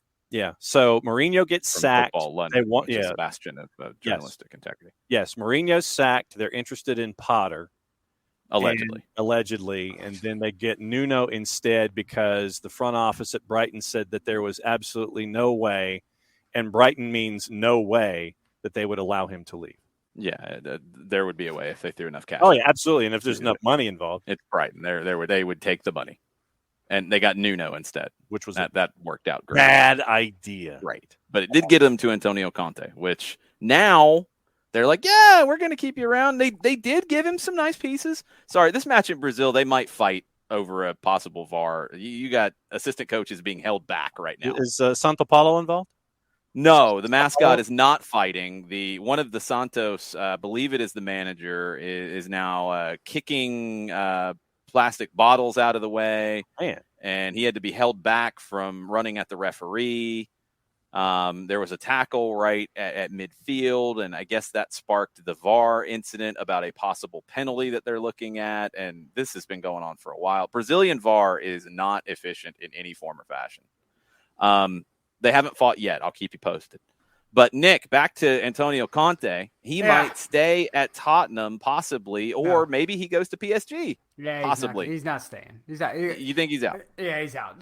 Conte's a guy that when he first says invest, if you go, hey, we'll see how it goes. Nope. Gone. You've lost him. You've lost him. Look, Conte's a guy who has demands and has needs, and if you do not meet those needs, he will be out the door with a some post haste. I'm trying to find. We have a penalty for Sao Paulo now. Sorry, we do have a penalty after all of that. Okay, all I'm saying is that he's the dude who would step out after the first sign of marital difficulty. That is the gentleman of Antonio Conte. Like the minute he feels that he's not supported, he's out the door. So I think he's been supported. I think it might just be according to whom. The players they brought in and Paratici being there and all that stuff. I don't think that's the case. They backed him. Yeah, no. I think that's not the story here. I think the story is PSG could be available and probably will be, and PSG versus Tottenham is not a hard decision to make if you are a manager who likes to spend money. Right. Mm-hmm. No, that's the thing, and he does. Not so much Tottenham has failed him. I think it's more of, ooh, that's a really good gig. Yeah. But this has been his MO for a long time, though, which is, I want players. Okay, great, we'll get you players. No. I want 1A+ players. We can't do 1A+. We can do like 1B. That's not going to work. Yeah. And so then he leaves, and he leaves very good situations where if he had just shut his mouth and built quietly and steadily, he would be in a better financial situation, one, and two, he would be in a more competitive situation because he would have allowed the squad time to gel and build as opposed to throw, and see what sticks. But Antonio Conte burns his bridges very quickly. And he uses, like he doesn't use gasoline or kerosene. He uses napalm. So it's a question more of if he has already dropped the napalm on the bridge. I don't think he has, because I think he's waiting for the PSG job to actually be open. Yeah. But he might have it in hand. Right. I think that's what it's going to come down to. So we will. And I don't want to see Messi under Antonio Conte. I really don't. That makes me sad. And I don't think Messi can go back to Barcelona for his brand. I think he could do that, but I don't think they can actually make it work. I don't think PSG would let him go, and he's under contract for another year. And I think he could do it for the brand would be fine. I don't think that's an issue. But I just don't think PSG would be willing to let it happen. Right. So it's a mess. Matteo Alemany, speaking of Barcelona, the sporting director, has now denied that he met with Bayern Munich's striker's agent, Robert Lewandowski. He did not meet with him, he says, after all the reports that he did. Just his agent. Sure. Didn't meet with the agent. He says he didn't meet with the agent. He met with the agent's friend. Yes. Possibly, allegedly. Who knows? Sure. Yeah, anyway. And Manchester United reportedly are after Lautaro Martinez, £42 million, and Anthony Martial going one way, and Lautaro, El Toro. Do you want to know how that meeting went down? It went down so a friend of mine was a bouncer in Minneapolis. Yep. And so he said that Prince would come into like a club or a bar, and you could not speak directly to Prince. So you couldn't come up and be like, "Hey Prince, how you doing?" He'd be like, and like a person would step in and be like, "You must speak to me." Yep. To speak to Prince. Yes. And you'd be like, "Hi Prince, how are you?" And he'd be like, "How are you?" "I'm doing really well. Thank you for asking." "He's doing really well. Thank you for asking." And like, I guarantee you, like that, I didn't speak to Lewandowski's manager or his business people. He spoke to the guy at the bar who speaks for Prince. Sure. Speaks for Lewandowski. He spoke to the Prince Lorax. That's right. It's like speaking for the trees. Everyone has their own Lorax. That's how you know you've made it. You get a Lorax. Right. Because you're not speaking directly to the... No. Oh, no. You will speak to this associate who will then relay your message. Right. I think Lewandowski's got that kind of power. I think Alemani's just talking smack. Please tell Louis that Paris is wonderful this time of year. Yeah, I don't Paris is wonderful this time of year. Nothing. A couple of things before we get to picks of the week. Mentioned it earlier, Russia's UEFA ban, how it affects Champions League. We talked about that, but they can't bid for the 2028 or 32 Euros, which was comical that they were saying they would. They were kicked out of the Nations League, kicked out of the Women's Euros, all UEFA club competitions next year. Portugal goes into the Women's Euros this summer in their place. Mm-hmm.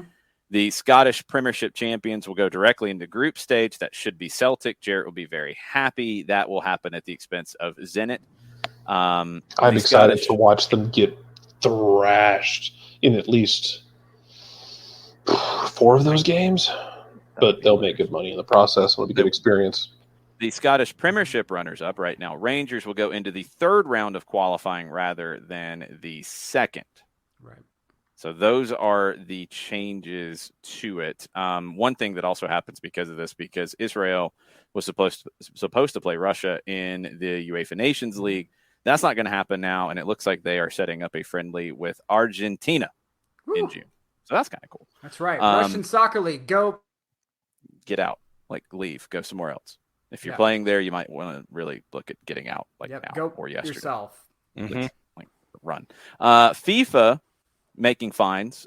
They fined Senegal's federation $180,000 on Monday for the fan disorder at the World Cup playoff match with Egypt. And part of the fine is including the laser pointers being shined at Mo Salah's face during the penalty shootout. So bad.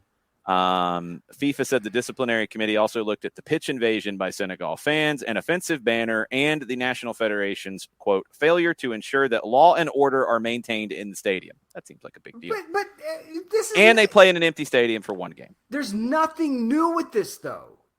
Anytime you see AFCON, it happened. Like, I appreciate the fact that it took Mo Salah receiving the combined direct light input of the Death Star in his face. It did.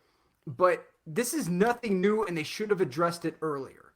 Because every time... What happened in Egypt in the first leg of this final, and that was not addressed yet that I know of. I mean, anytime anything happens, there's any stoppage of play in AFCON, it's like green lights, like...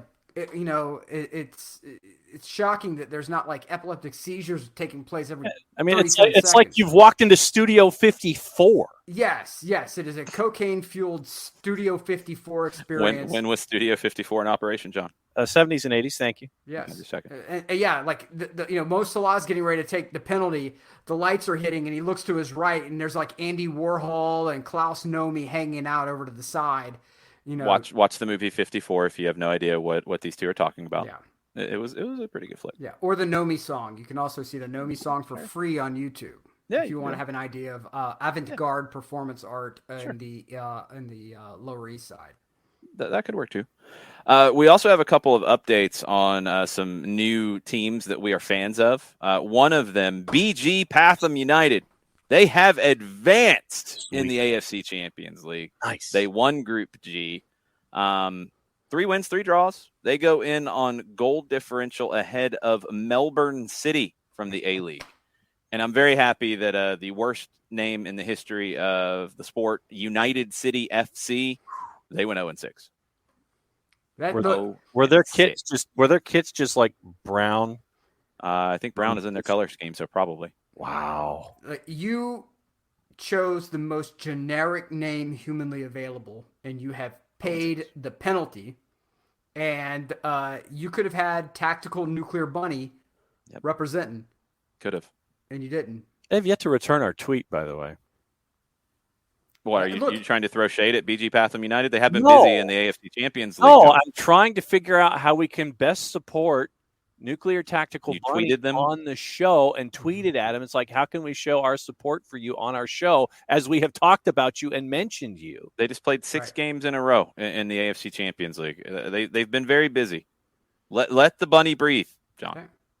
Let the bunny catch its breath. But we will say, just like in the movie Gladiator, take our hand. We only offer it once. No, that Peruvian team that we've tried to help that didn't last very long. Yeah, Cocaine Pumas. Yeah. No.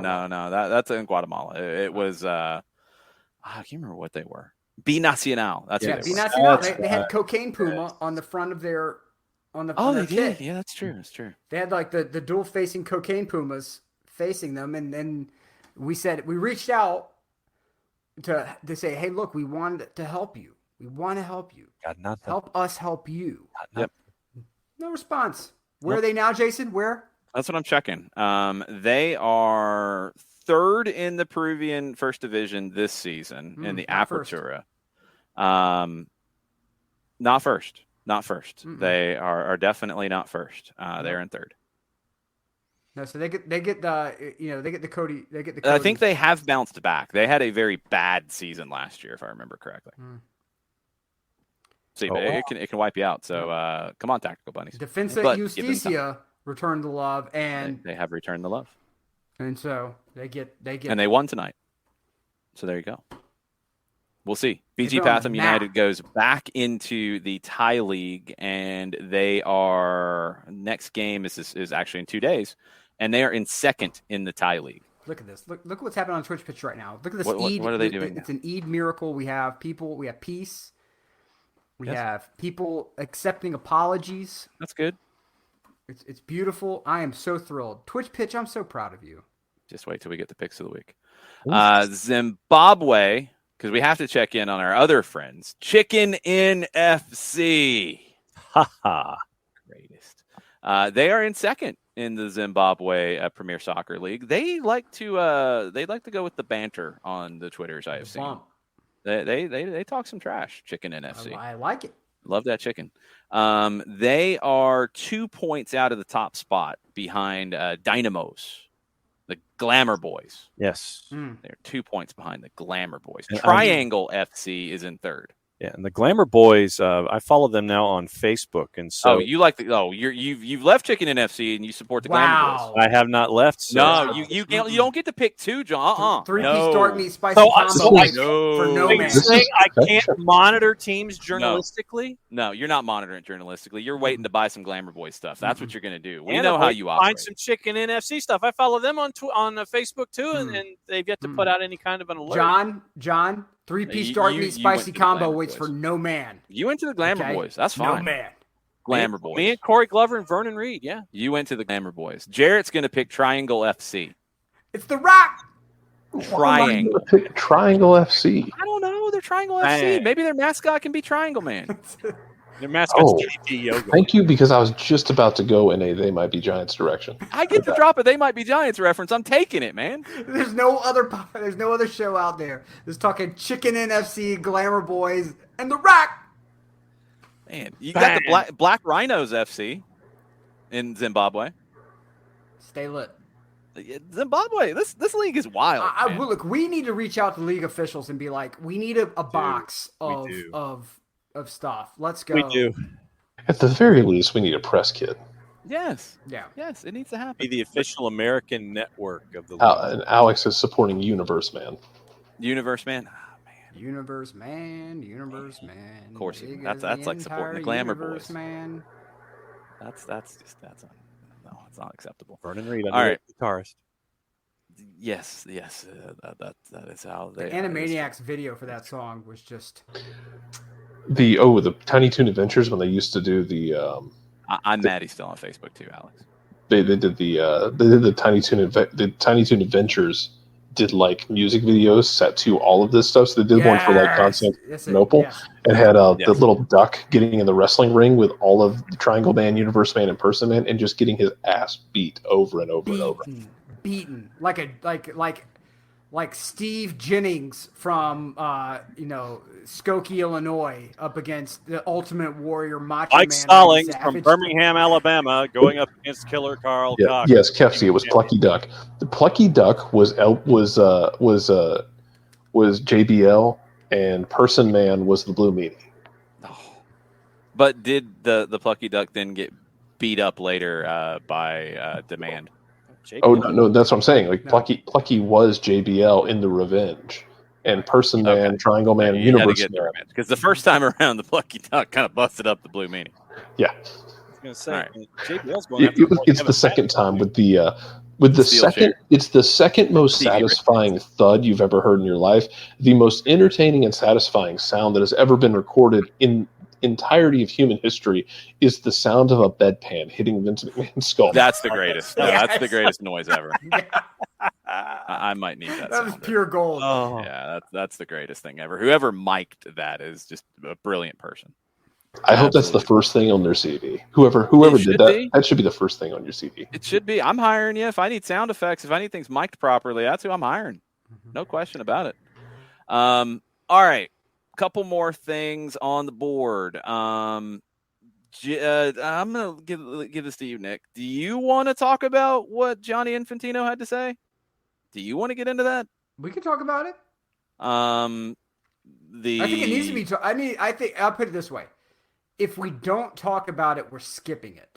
And yeah, no, it's not that we're skipping it. It's just like you're getting to a point now, and we've talked about the World Cup being in Qatar. Mm-hmm. And I don't want to go into how it got there and all of that again, but it's sports washing. We know that they bought it. Right. So now you're getting to the stage where FIFA, I guess, is tired of the commentary about the tournament being bought and going to be played in Qatar, and it makes no sense for anything and all of that. And now they are trying to push back on that. And Johnny Infantino is saying some wild, reckless, stupid things. Yep. Go ahead and fire away with the quote. I didn't have it in front of me. That's I was trying to buy a little bit of time. Well, look, I'm not shocked that Johnny is saying such idiotic things because he's been known to say idiotic things. He has. And I'm not completely shocked that. Oh, I've got a pitch invader, so I have to watch my words. Hey, hey, honey. Uh-huh. Okay, I can do it. You can do it. You can deal with your pitch invader. Rob Harris from the AP has the quote, and we will go full to the thread. He is the AP Global Sports correspondent, and this was at a conference or something. He said that when asked about worker abuses in Qatar while building venues for the World Cup, Johnny Infantino said migrant workers gain pride from hard work. And his quote directly is, when you give work to somebody, even in hard conditions, you give him dignity and pride.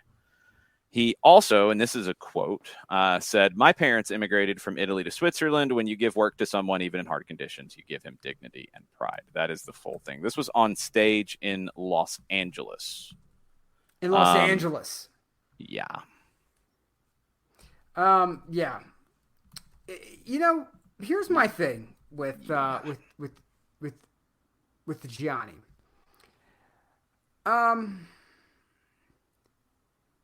There's been a lot of comments over time about the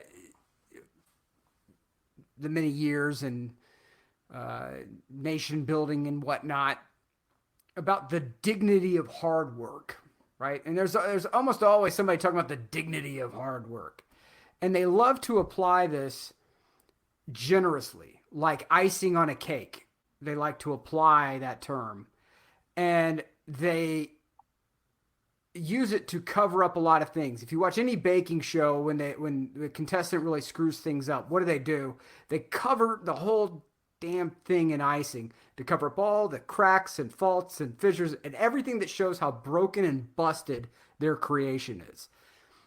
This is no different in that Johnny is using the dignity of hard work and hard times to cover up the fractures and the faults and everything else, the entire broken institution that he and so many of his predecessors created and baked for a period of time, this money-making cake that the entire world wants to be a part of and wants to indulge in, and frequently overlook the fact that there are huge fat chunks of hyper sugary icing covering up the nasty crevices and faults of this thing. This is no different. This is what they do. This is what happens when individuals who have no remote concept of the pain of slavery and the pain of horrific working conditions have to deal with. Gianni has never had his passport confiscated by a mid-level supervisor. He has never had his passport confiscated by officials who work for a company and not an official government. So, with all due respect, Gianni can kiss my ass when he wants to talk about anything that involves the dignity of work, because his ass ain't out there in 120-degree weather laying concrete and laying rebar. Because, and it's, let me tell you about the dignity of work. I lived in a car for a while because, my life was essentially a disaster zone. It's a real story time with Nick here. It was in the middle of winter. I was in a camper top vehicle and I froze my ass off. I worked 1 day a week. I ate one meal a day. And that was because I worked at an Italian restaurant and you got one meal comped. And that's how I lived. When I had enough money for gas, I drove. When I had enough extra money, I would buy a power bar. And that's how I lived. I know something about being broke. I know something about being poor. And I know something about harsh living conditions. I lived there, lived in it, in that camper vehicle, freezing my ass off. And I also, and it was a Geo Tracker for the record, if anybody's wondering. So that thing was tiny and try not being able to lay down at all ever. Try to do anything when you are in a desert situation, when it's 120 during the day and that temperature drops at night, and you are in a tin shack or a concrete bunker, for lack of a better term, that has zero heat retention at all. Gianni can select which one of the fingers best would represent what he needs to be told right now, because he has no clue what he's talking about. I could go somewhere, right? I could have called a friend and been like, hey, look, let me crash on your couch or whatever. These people don't have any option. These workers, the dignity of work, because if they go to leave, they can't, because their mid-level supervisor has their passport confiscated. They can't leave. Johnny, kiss my ass. You have no idea what you're talking about. And this goes to show yet again how broken FIFA is, because they know they got the drug we all want, which is nation flags, beautiful jerseys, excitement, the roar of the crowd, and the opportunity to have magic on a green rectangle at a certain time of year. They know they got the drug we want, and they keep peddling it. And just like every drug dealer, they do business with nefarious scumbags that you would never touch in a million years if they didn't have that thing you wanted. And Johnny knows it. And he's a scumbag for even pitching it this way, because he's covering it up. Yeah. He's covering it up for the nut jobs who sports watch this thing. And I'm sorry if I went on a rant there. No. It's to show that Johnny's talking because he's trying to approach this from a level of we're giving broke people an opportunity, and I've been broke, and I know what it is. And there's a huge difference between being broke and being a damn modern day slave. A big ass damn difference. And Johnny, I know the difference between the two, and so does most of the damn audience you're trying to reach out to. So, vaffanculo. It's ridiculous that it would go here from the way this conversation started. The question was, would FIFA use World Cup profits that they'll make from the World Cup to make any sort of commitment to help families of workers who died in Qatar? And this is where he went in response, which is absurd. And there were a bunch of other conversations about it, and Johnny Infantino seems completely out of touch with reality in this whole conversation. And it's sad that, again, this is part of the conversation about this World Cup, which there will be magic in this World Cup. There will be amazing stories. There will be amazing games. There will be these things. And, it's not fair to the athletes who have nothing to do with it that this is going to be part of the conversation of their World Cup, but it is. Yep. It's unavoidable. So I will be very curious to see as things continue on with where this goes. Like, Johnny, you put the last two World Cups in Russia and in Qatar. Mm-hmm. And it wasn't just him. And there have been some changes to the way World Cups are going to be decided going forward. Thankfully, there's not as much, open bribery as there was before. But you probably should just shut your mouth. Yeah. You should probably just shut up and not try to justify anything that is going on from it, and continually point out that FIFA has changed the process for awarding a World Cup. Mm-hmm. And you can go into how this is very complicated and disorienting for all the leagues around the world to have the World Cup this time of year. Mm-hmm. And you can go into things without slamming your hosts who you got to deal with, because, this is what you're dealing with right now. This isn't the first time that something like this has happened. There were stadiums that utilized North Korean labor.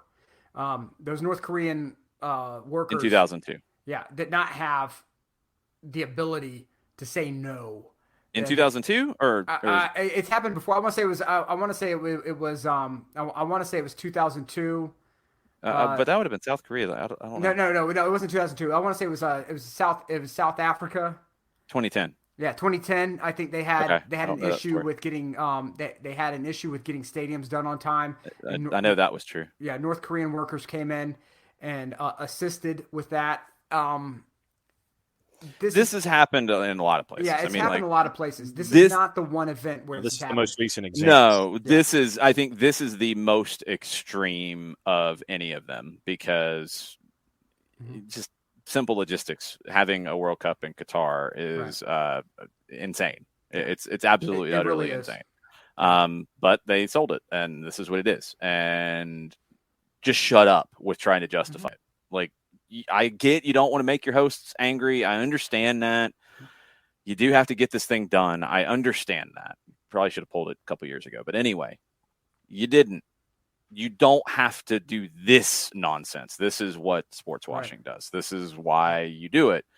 So it's on people to talk about all of the other aspects of what he is not saying, or what he's saying that is ridiculous. So this will continue if he keeps opening his mouth. He should probably lay low and shut his mouth. Right. That would be the smart way to play it. There's a lot of Gianni tried to pull some BS where he talked about, like, well, we came from Switzerland, Italy, and we had, or was it the reverse or whatever? And he talked about, well, we had to find work, and we had to, there was that has nothing to do with the situation. It has nothing to do with it. It's the fact that these people can't leave. Right. Yeah. Right. Like, if I move to insert country here, and I show up and I don't speak a word of the language, I've just been promised work. Okay, great.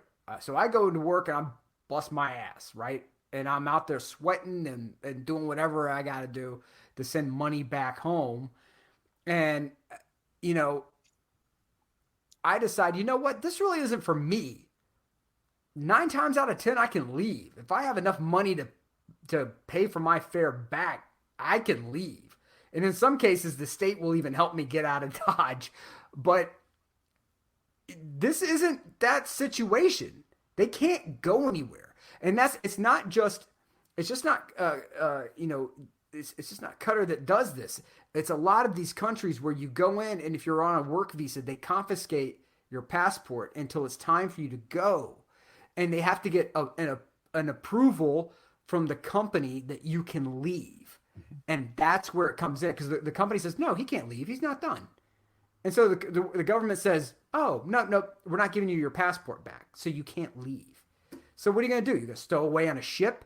You're going to stow away, and so all you're asking for are problems with this. If they can't leave and they're forced to work and they live in terrible conditions, there's a word for that. It's called slave. And it's I mean, Johnny can try to dance around it any way he wants, and talk about how he's cleaned up FIFA.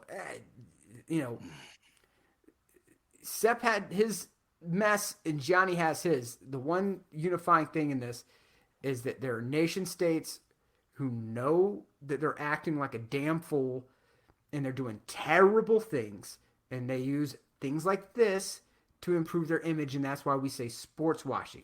They use sports to clean up all the blood that's all around. And FIFA can say whatever they want, that the World Cup is going to bring a new level of scrutiny to this state, and they can't continue to do these things because the love of football will permeate all.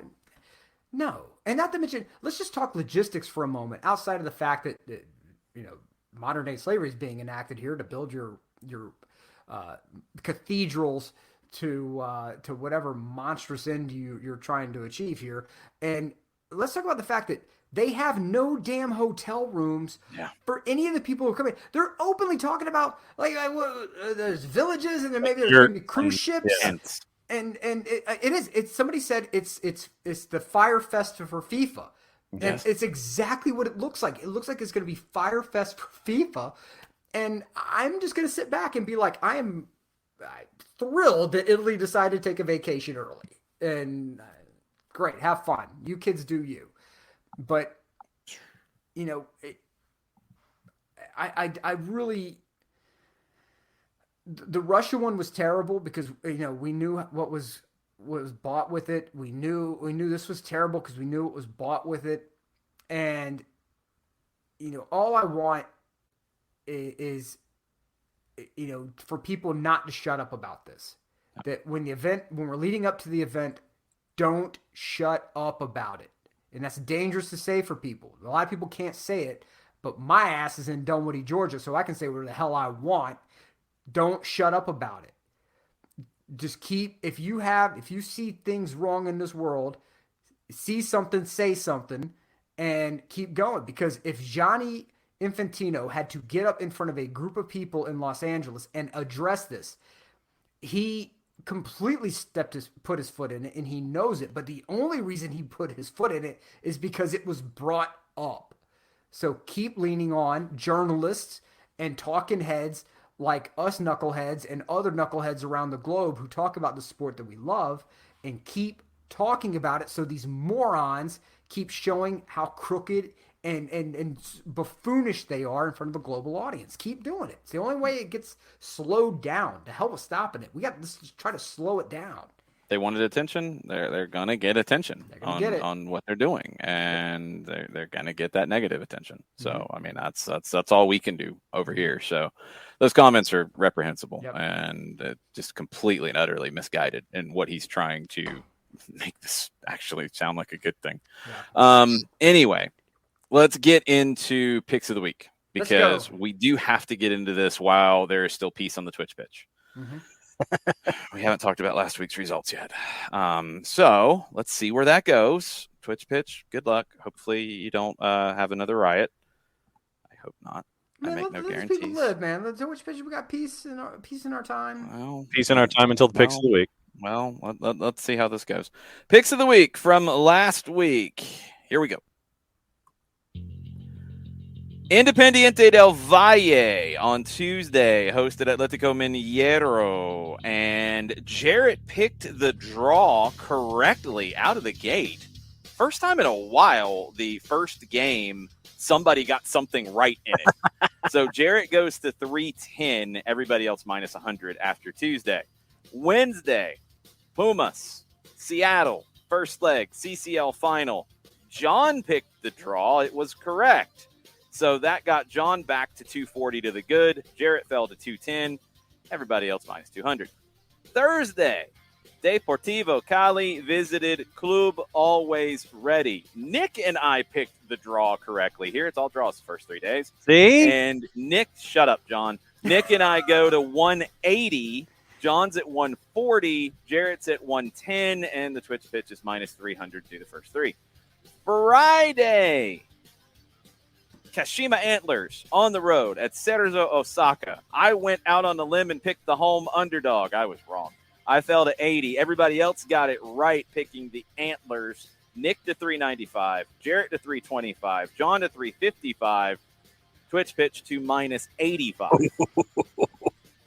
So very close there at the end of the day, Friday. Saturday, it was Deportivo Madryn hosting Chaco Forever. Chaco. John and I picked the draw. Everybody else picked Chaco Forever. Deportivo Madryn won. So everybody got it wrong. Comes down to Sunday. Nashville hosting Philadelphia. Nick and Jarrett picked the Union. Wrong.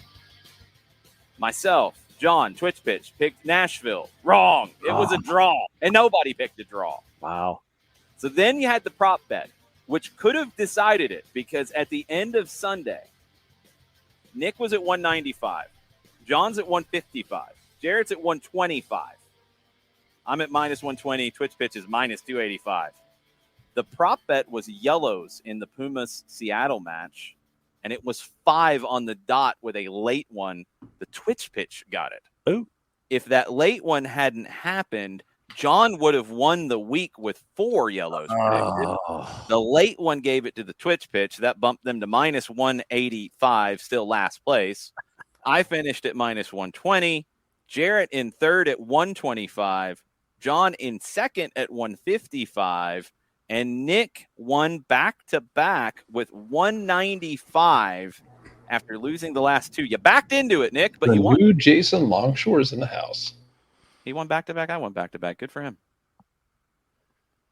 What you got, Nick? Finally, The Rock has come back to first place for 2 weeks in a row. You know something right now? Let's go ahead and get it started with our old man, the old guy, Mr. Metamucil himself, John Nelson. Good try. You got second. Good for you. Take yourself to the corner of Know Your Role, Jabroni Drive, and lay the SmackDown Boulevard and pull up for a nice little nap because you got the rock bottom. Let's go ahead and go to Jarrett. Hi there, buddy. How you doing? Oh, I'm doing. It doesn't matter how you're doing up there because The Rock says this, Jabroni Longshore. The time has come for you to come one-on-one with the great one, and that's if you can smash what The Rock is cooking. I smell it. Happy It smells birthday. like something. Happy birthday, Dwayne. You didn't say anything about the Twitch pitch. Why did you leave them out? Because the Twitch pitch and I are on exceptionally good terms. And I love the Twitch pitch, and I think they're wonderful. And I'm so happy we have peace. That's why I'm not gonna have to bring the Twitch pitch in. Don't come He to finished The last. Rock asking who The Rock's gonna take on. The Rock, you jabroni. Yeah. Minus Understand this. 185. Understand this. The Minus Rock 382. chooses who's going to be standing one-on-one from the great one because I am the jabroni 309. beaten, pie eating. You like strudel, Jason? You like strudel? I'm not talking about it. That was minus 867 with the numbers that you were saying, Jason. That's the last 3 Three? weeks of the Twitch pitch. Eek. That's all I'm saying. Just saying. Look, I am thrilled. I'm thrilled and elated to be the 2-time winner, back-to-back. Two-time. You had to after going minus 600 the time before that. Yeah. You hadn't even got back to the positive I'm yet. sorry, That's what was all. that, Jason? What was that, Jason? I can't hear you over the back-to-back wins that we're posting over here. Hey, you won, so I'm not going to drop you, but, just saying. Just saying. Hey, Hey, Ricky Ricardo, I finished ahead of the Twitch pitch, so I did something at least. The Twitch pitch is on their way back. They're on their way up. They're on the way up. Don't you worry. They are. That's the only direction they can go. Yeah. The people are on their way. Jesus, you're getting sniped by John. What? The Twitch pitch getting sniped by John. Yeah. Maybe. I know. They're going to yell at me, though. Because I'm a bully. Well, yeah. Yeah, I know. I know how it goes. Will, you are not the corporation. The Twitch pitch is not the corporation. It is not. But Nick is now in the lead for the season with 3. John and I are with 2. Jarrett, you have 1, and the Twitch pitch has 1 win for the season. I think I found the greatest sound Foley ever. The what? The best Foley that was ever used. The best jacked up microphone for an audio effect. I think I found it.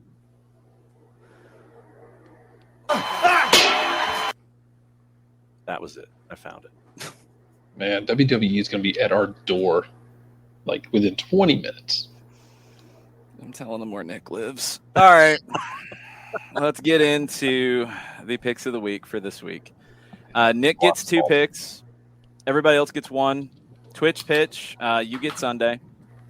And Nick gets a veto. And Twitch pitch, you have to come up with the prop bet for the week. Because you were last. That's how it works now. So, Tuesday, we got Villarreal hosting Liverpool in the Champions League. We got Libertadores action, the strongest, hosting Atletico Paranaense. We got Estudiantes hosting Nacional. That's Argentina and Uruguay. There could be blood. We have the Battle of Mineiro, America hosting Atletico in the Libertadores. We've got the General Caballero in the Sudamericana hosting Independiente.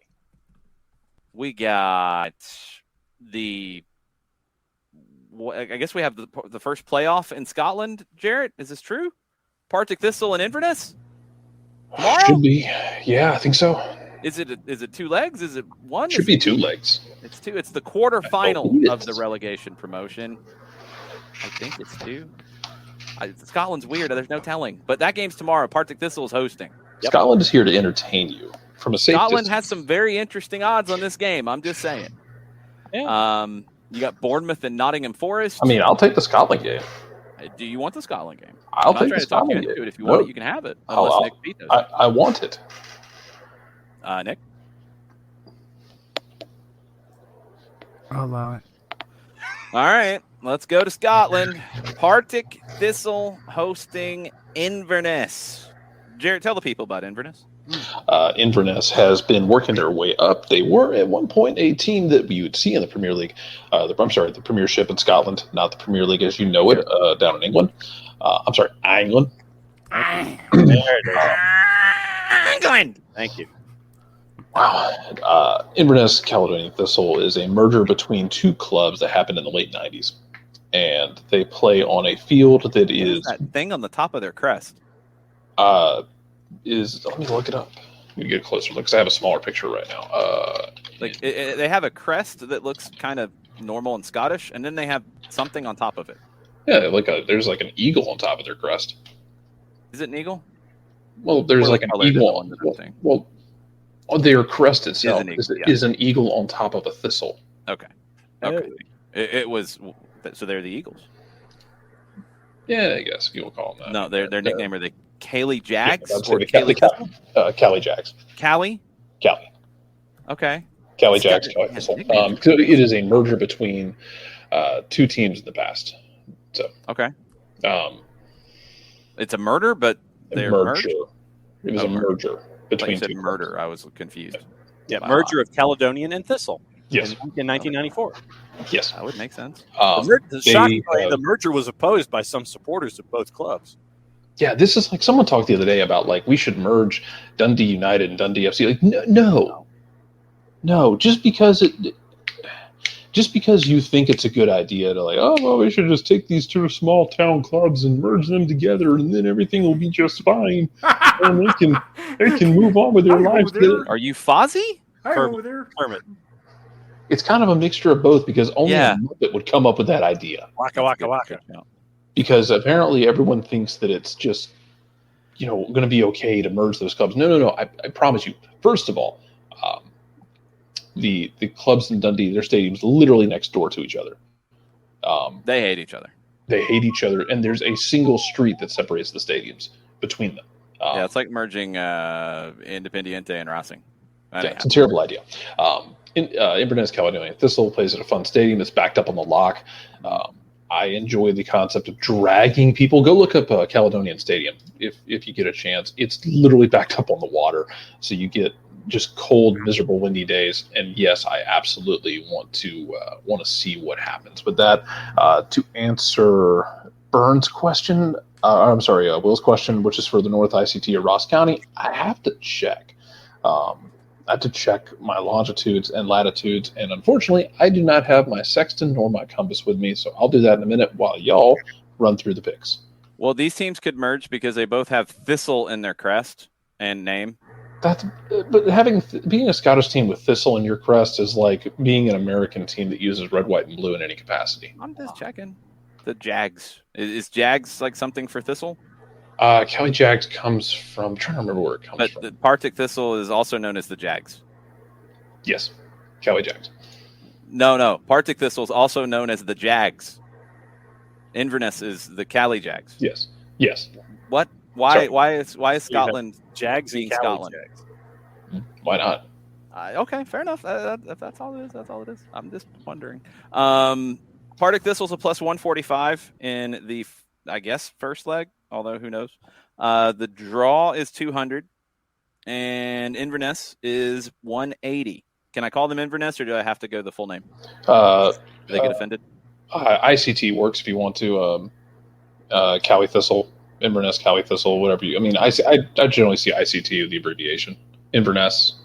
Generally, people will understand if you're talking about Inverness, about who it is. Okay. You can just go with Inverness. Just go with Inverness. The Cali Jags of Inverness Caledonian Thistle. They are the road team here. They are the underdog. Last time these teams played was March 4th with Partick Thistle hosting, and the Jags, not the Cali Jags, the Jags, the home team in this one, they won 1-0. Last time it was played at the stadium next to the lock that Jarrett just told us about, it was a 3-3 draw of drunken Scottish madness. Partick Thistle comes into this after losing their last game. It is a 2-leg deal here. Okay, we do know that much. They came in losing to Ayr United 3-1 in their last game of the regular season. The Cali Jags of Inverness Caledonian Thistle, they are on a 2-game winning streak. They beat Hamilton Academical 4-0, and they beat Greenock Morton 1-0. They haven't given up a goal in their last 2. They've only lost one of their last 8. One of their last 8. Wow. It goes back further than 5, John. You have to actually look at the whole thing. Partick Thistle has lost 2 of their last 3. Again, you have to go all the way back, John. They've lost 6 of their last 11. That is not good for the Jags, not the Cali Jags. So I have to pick first. And why do you have to pick first, Jason? Because I finished 4th. The Twitch pitch can't pick first because they have to defer on their pick. And Kepsi makes the point that I'm researching, and that Ross County's further north. It's up in Dingwall. There you go. Scotland's a bleak place, man. You get north enough, Scotland gets bleak real quick. Picks of the week can be a bleak place too sometimes, especially when Knicks won back-to-back. I am going to go with a draw in this match in the first leg. And I think the Cali Jags will take it in the second leg when they're at home. Yeah, that's what I did. It was with words, though. What do you got? It was also close. It was Jarrett who was third. Jarrett, what do you got? Give me the Cali Jags, Inverness Caledonian Thistle. All right, fair enough. I'm not poking the bear, Ricky. I'm stating facts. It's a fact. Jeez, you guys don't like facts anymore. Jason believes in fact. John, what are you picking? Draw. Is anybody surprised what's going on here? No. About what happened? No. Mm-hmm. I found the sounder, Nick. I figured you'd be happy about that. I am very happy. What are you going to pick? I am pleased. Il Campione, what are you going to pick? I will pick the Inverness Clown Posse. The Inverness Clown Posse. Now they're really going to be offended. The ICT. Yeah. Now I don't know if they have juggalos in I Inverness. don't think they have. If they do, juggalos. they're going to be the most terrifying juggalos you've That ever would be seen. the most terrifying juggalos on earth. Scottish juggalos. God, I'm gonna have nightmares. All right, Wednesday. We do have Real Madrid and Manchester City. Oh. We have Club Always Ready hosting Boca Juniors, and they might leave their manager in Bolivia if they lose, allegedly. We have Talleres hosting Flamengo. We have Barcelona of Ecuador hosting Lanús. We have Defensa y Justicia in Brazil at Atlético Goianense.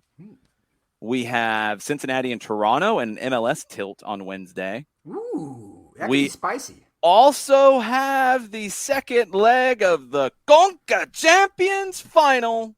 I'll take it. Seattle and Pumas, and John takes it. Ooh, interesting. It might be sold out now officially. They've got 1,000 seats left at the end of business. That was earlier in the day. It could be sold out now. They might be finding folding chairs at this point. Anything is possible in Seattle for this one. They are a plus 100 big favorites. The draw is a 250, and Pumas is a plus 260 in this one. Now, Seattle did not play in league action in the weekend. MLS let them have the weekend off. That was very kind of them. It was a 2-2 in the first leg. Seattle has not been good in the league. We know that, but they got a 2-2 in Mexico City on a super, super late penalty that was accurate. And it was a wild ride. It was a very wild ride. They have not won a match, though, since the home leg of the semifinal against NYC on April 6th. That is the last win for the Seattle Sounders. Pumas, they beat Pachuca on the weekend. They did have to play Dineno in that game. He came off the bench late, and he scored because he's a beast right now. So watch out for that. They had lost their 2 league games prior to the first leg. Jarrett, what are you picking? Give me 90-minute result. Sorry. 90-minute result. Seattle plus 100. Draw plus 250. Pumas plus 260. Draw goes to penalties. Why do you choose violence, Jared? Man, you want us up late again? Why do you have to choose violence? And there will be extra time. I know. If it is a draw. All right. John, what are you picking? Seattle, outright win. Nick? Pumas. Oh, you want violence? There's violence right there. I am also picking a draw, but I think Seattle wins it in extra time. Does Seattle win in your scenario, Jared? I don't know. I just know it goes to penalties. Jeez, leave us on a cliffhanger. All right, Thursday, we got Europa League. We got Europa Conference League, second legs of semifinals. Rangers hosting RB Leipzig. Eintracht Frankfurt hosting West Ham. Hopefully the West Ham fans who attacked the Eintracht Frankfurt radio announcers are in jail. I have not heard anything, and I'm pretty ticked off about it. I hope Eintracht Frankfurt wins 10-0. Marseille over Feyenoord. They're Marseille hosting Feyenoord. Roma hosting Leicester. We have Serie A action. Salernitana hosting Venezia. Let's do it. Woo! You're doing that? Let's pull the trigger. Salernitana and Venezia. The relegation bowl.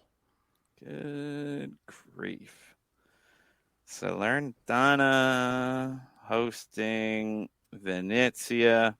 Salernitana is a minus 133. The draw is plus 260. Venezia is a plus 350. Oof. It's bad.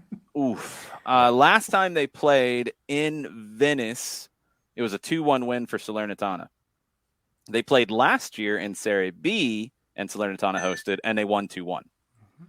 Salernitana has not lost since since April 10th when they lost in Rome to Roma. They are 3-0-1 since then. They drew at Atalanta today. Venezia, lost to Juve. Lost to Atalanta. But they held Juve 2-1. They held Juve for a very long time. It took a Bonucci breaker to get it through. 2-1 for Juve on May 1st. 3-1 loss at home to Atalanta. 1-0 loss at Fiorentina. 2-1 loss hosting Udinese. 1-0 loss at Spezia. 2-0 loss hosting Sampdoria. 1-0 loss at Lazio. 4-1 loss hosting Sassuolo. 3-1 loss at Hellas Verona. That's 1, 2, 3, 4, 5, 6, 9 in a row. It doesn't even go back far enough to give me more. That's not good. That's really bad. I'm picking Salernitana. I don't care about the order. John, Nick, Jared, just yell stuff out. Salernitana. Draw. Ooh, spicy. Oh. Jarrett, are you high? No, just reckless. Fair enough.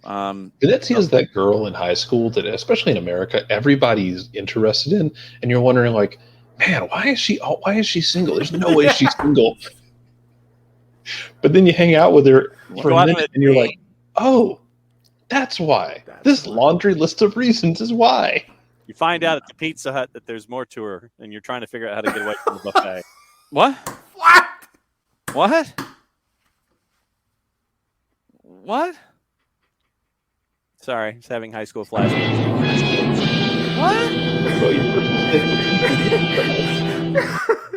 You took the girl to Pizza Hut? This isn't 1996 where you can take her to the Pizza Hut and get the X-Men VHS. You took her to the Pizza Hut? Yeah. John showing up to the Pizza Hut with his book it coupons and trying to get a flirt on over Miss Pac-Man. You know it, brother. And you're blaming it on the girl? Actually, it was the Gallagher table, Nick. It was the Gallagher. Oh, those were great. The Mexican restaurant near my house growing up had a Pac-Man table. Mrs. Pac-Man, I'm sorry. Pizza The Hut? Dallas, Georgia Pizza Hut had the Aliens video game. And I thought that was the coolest thing ever. We used to go to the Stevie B's on 278. Yep. Ira. Hold on, Jarrett, but can I ask you a question? Did you ever take a girl you were having a liking towards to the Stevie B's? No. Okay. Nick, did you ever take no, not to the Dallas, Georgia? The only time we ever did anything remotely close to that was when, because she used to come to, like, we used to go to each other's sporting events all the time. I would go to her soccer games, she would come to my baseball games, and the team went out to different. Golden Corral one time, and she just tagged along because she knew everybody anyway. That's different. Yeah, that's different. Pizza Hut. We usually went to CC's Pizza because it was $5 and we could eat it. That's broke eating. Whole clean them out. Been there, done that. The apple cinnamon pizza was. Oh yes. Yes. That's what we used to go to Stevie B's for. Or you're broke. That's like the delicacy. Yes. Man, back in my DJ days when I would get home from the club at like 4 a.m. and sleep till who knows when, and then get up and be like, what? Mm-hmm. Oh, CC's. That's what. And that would be breakfast, lunch, and sometimes dinner. Yes. What's up, brother? And then back to the club. I'm joining Jarrett on Draw Island. You two are insanely high and or drunk. It's cocaine in a can, baby. It's Cocaine's a hell of a drug. Yes, it is, Rick James. It's something. I don't know what it is. All right, let's go to Friday. And let's see what we got on the board for Friday. I don't know what y'all are talking about. La Liga, Levante hosting Real Sociedad. Bochum hosting Arminia Bielefeld. John's going to have to write his answer down on a sheet of paper and hold it up. That's the only way he's going to be able to do it. So we'll know what's going on behind the scenes, and we'll let you know. I warned him a bunch of times. Serie A, Inter hosting Empoli. Genoa hosting Juve. Charleston Battery hosting Memphis 901. That sounds like a street fight. What else we got? We got the second leg of the John's Jags writing out Jags. Friday on a piece of paper. Nobody right can now. see it, so that's fine. I'm not subjecting the audience to it, so it's good. Let's see what else we got. Perfect, Tommy. You're imagining John and I in the club? No. John doesn't go to the club. He never went to the club. I'm sorry. I hope not. Anyway, that would be really messed up. John, did you ever go to the club? Experience. Did you ever go to the club, John? The club. La Villa and Spinnaker on Panama City Beach, and that was about the extent of it. That's a different club, but Does the Floribama count? it's surprising. Let's yeah, I don't want to get out of hand. No, I DJ'd in very different places than that, Tommy. It was a time. It was a time in my life. All right, we need a game for Friday, and since we talked about Serie B, I feel like it is a must to pick one of these games from Serie B. I am not going to pick Lecce and Pordenone because that is a minus 588 for Lecce, 1 versus 20. What do we have now? Sean, I will find a way to kick you guys. That's fine. People can look at it like, what in the blue hell are they doing in the Twitch? Oh my god. Surely we're the message. Every show is someone's first, and I just like to imagine that this is someone's first experience into SDH territory. I feel bad. It's like when Michael Jordan would be like, you never know when someone's going to come and see Michael Jordan for the first time, so I have to put on a really good show. For us, it's like, how terrible can we make the show? Go, yes! All right. We are going with Perugia hosting Monza. Nick, are you going to veto it? No. All right. Just checking. This is 2 versus 9. Ooh. Monza is a plus 100 on the road. Draws plus 250. And Perugia, the home dog, at plus 225. This is kind of tricky. Ooh. Nick, what is Perugia's thing in their crest? What is their mascot? It appears to be some sort of griffin. A griffin? I believe it to be some sort of griffin. All right, I think we need to. A giant fighting pigeon of some sort. I think we need to learn about Perugia. Associazione Calcistica Perugia Calcio, or simply Perugia. Calcistica? Yeah. What? Why? Nick, why? They are the Griffins, by the way. Il Grifoni. Yeah. Founded in 1905, folded in 2005, refounded the same year as Perugia Calcio before dissolving once again in 2010, taking on its current name. They've had fun. The Grifoni, the city's symbol. Okay. What? And Monza's history is like 5 years, basically. Nick, is that right? I mean, like their competitive history. Yeah, right about, yeah. So Monza has like a nice looking crest. One of their nicknames is the Boys. Okay, that was a cool R&B group from like the late '80s, but I got nothing. Ragazzi. Yeah, what? They were founded as Monza FBC in 1912. Then I guess they were refounded in 2004, and then refounded again. Hey, I wasn't too far off. 2015. And that was the Berlusconi era. Right. It's as close as you can get to buying a team in Milan without buying one of the two Milan teams. They were bankrupt in 2015. The people have spoken. What if the people said? There's a day of the week they want to hear. No. I don't trust you people at all. So they were in Serie D when they were bought. Look, hey, Berlusconi worked a miracle. He got from Serie D all the way up to Serie B, and he might get them to Serie A if they win this game. If they win this game, they're going up. Do they win this game, Nick? Hell yes. Monza wins. Monza wins. Are there shenanigans? Of course. Has Berlusconi paid off the referees? Perhaps. Perhaps? Yeah. I mean, there's a a certain if there's a certain amount of money, certain day of the week, all that stuff comes into to play. So Jarrett, what do you think? I think Berlusconi's going to help get this across the line, man. Yeah. Something told me he put the he move the envelope over on Friday. All right. Let's bring Jarrett back, or bring John back. John, are you going to make a pick? Yeah, Nobody Monza. can read that. Oh, well, then Monza, obviously. You still can't even read it with the way you wrote it. All right. I guess was sitting here enjoying the selection process for picks, and you dumped me out. Yeah, I did. 100%. I'm enjoying story. I'm enjoying story time. What the hell was that? That was me dropping a plate because I'm laughing too hard.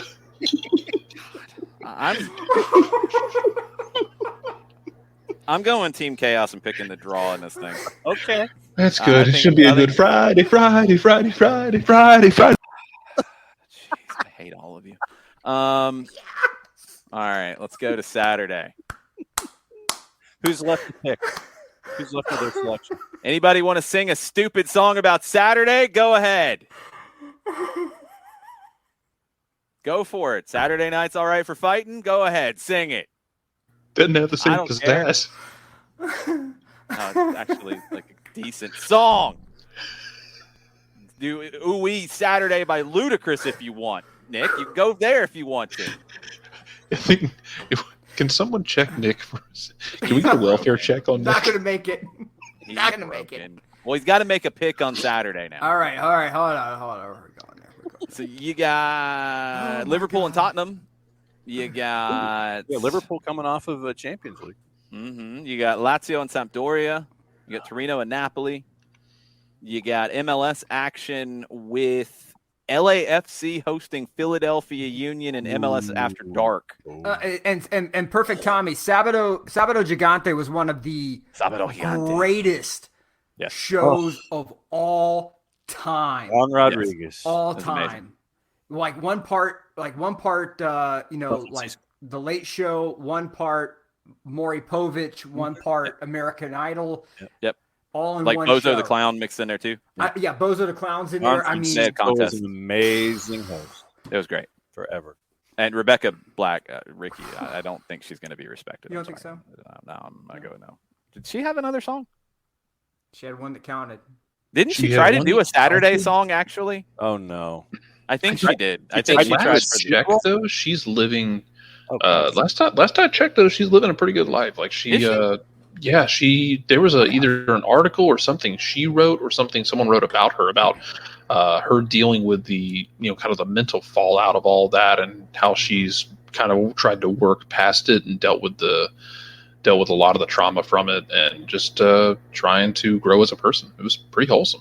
That's cool. Good for her. Okay. Very cool. She's about to go on tour, according to her Twitter. So that's cool. Get And money. she's going to perform in Glasgow, Jared. It's sold out. money. Rebecca Black, get money. Yeah, you're right. There was a sequel, and it went to number 2 on the U.S. Heat chart in That's 2013. That's Ooh. upsetting.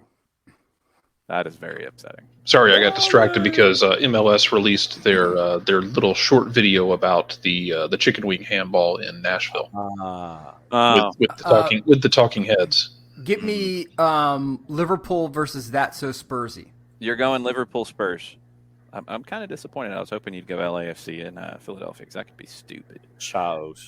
Liverpool is a minus 227. Liverpool Spurs burn. Can you veto your own pick? The draw is a 400, and Spurs is a 550. Plus 550? Yes. Oh, Jesus. Yeah.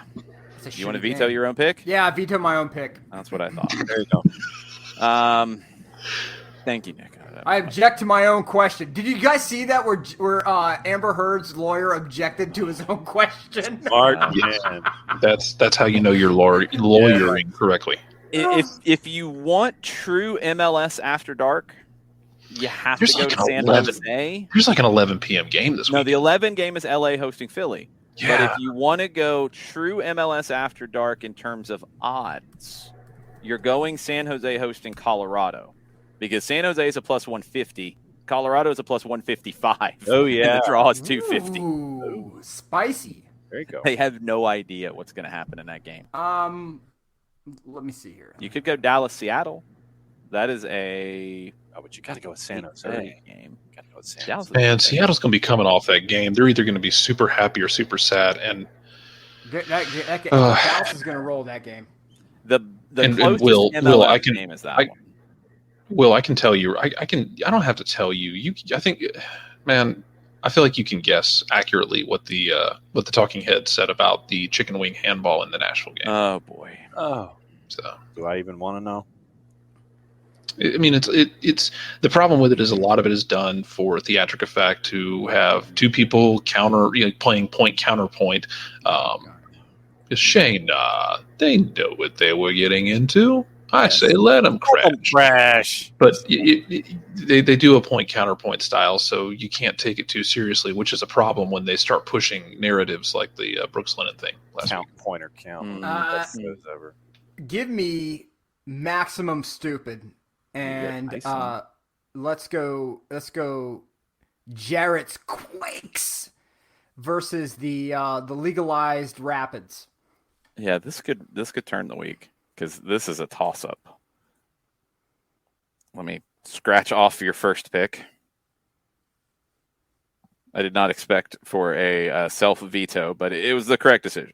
Yes, yeah. Look, any good leader should be able to admit when they're wrong, and I have done so. You have. Colorado is the underdog by 5. Mm-hmm. Okay. So last time these teams played, it was last September in San Jose, and the Rapids won 1-0.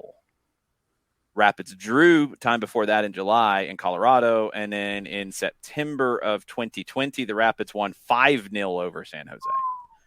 San Jose is a drunken mess at the moment. They gave up 3 when they were probably still asleep at Yankee Stadium for an early kick.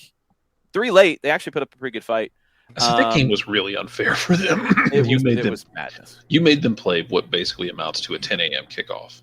Yes. They lost. They did beat Seattle 4-3 before that. They beat Bay Cities FC in the Open Cup 5-0. They drew with Nashville 2-2. They lost in Houston 4-3. They drew with Austin 2-2.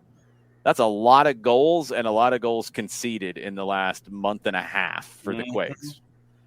Colorado, on the other hand, 2-0 winners at home over Portland on the weekend.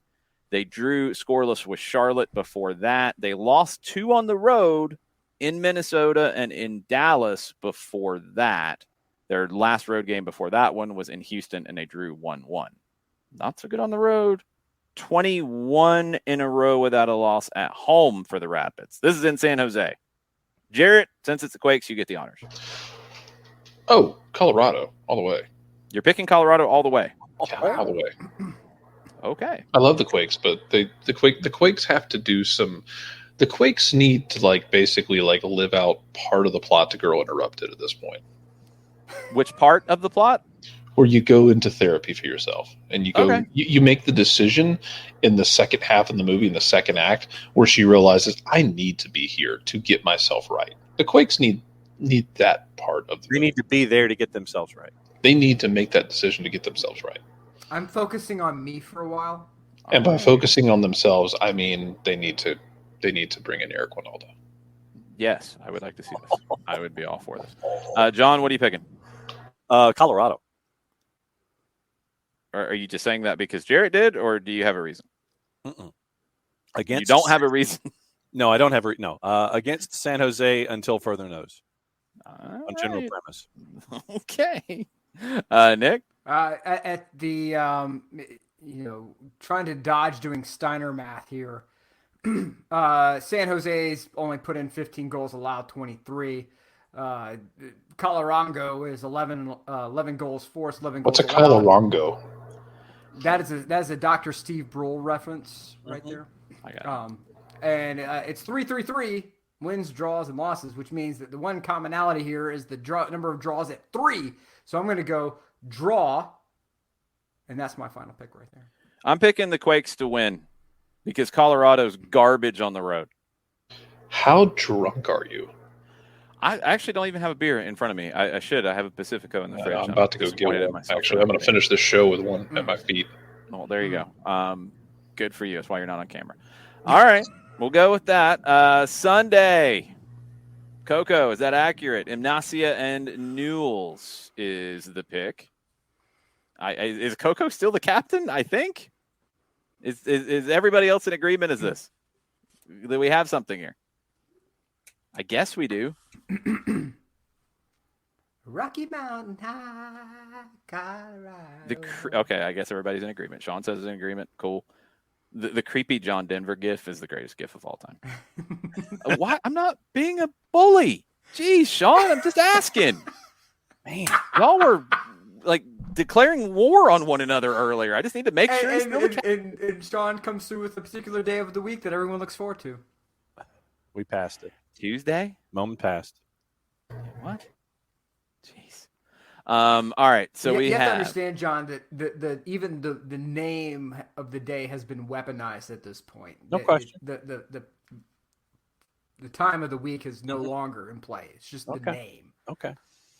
Oh, okay. So you're using it for entertainment purposes within the segment itself, regardless of the day of the week that it's attached to. Correct. And now we've explained the joke, and now the joke's dead because we had to explain it. Of course.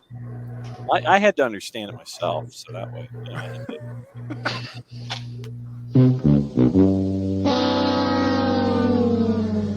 Yeah. Jarrett's on camera. Y'all are making bad jokes, and the Twitch pitch has stopped warring with itself. It's a crazy time here. Yes, the show is very welcome drunk. to Bizarro World. I actually had to. The show is so drunk, I had to start drinking. Yeah. So, I might need to he got back so far, he's in front of himself. I see. Let me see. Hold on. One thing to keep in mind here, and I'm okay with this being the pick. I'm not 100% sure that the weekend schedule in the Copa de la Liga has been determined because all of the games are listed as Sunday at 4:00. And Coco, you might know, is that going to happen because of the last day of the season, the Copa de la Liga and all of that? Or have they not determined which games are which? I'm cool with this being the pick, even if it gets moved to a Saturday game, if everybody else is cool with that. Yeah, absolutely. Okay, it just might end up on a different. Excuse me. Yeah, yes, Nick. It's the champion's prerogative. I mean, you can veto it if you want. Final yes. Green light. No, that part. Such No. a thing. No. Rule changes. No. That's not how it works. You can veto. Then veto the pick if you want to veto. No. I'm hereby saying that the Twitch pitch's pick should be codified. It's put in. That's fine. We're doing it. Even if it gets moved to another day, that's fine. We're running. I even said if it was at fine. another day, the people have spoken. I'm just making sure people don't freak out.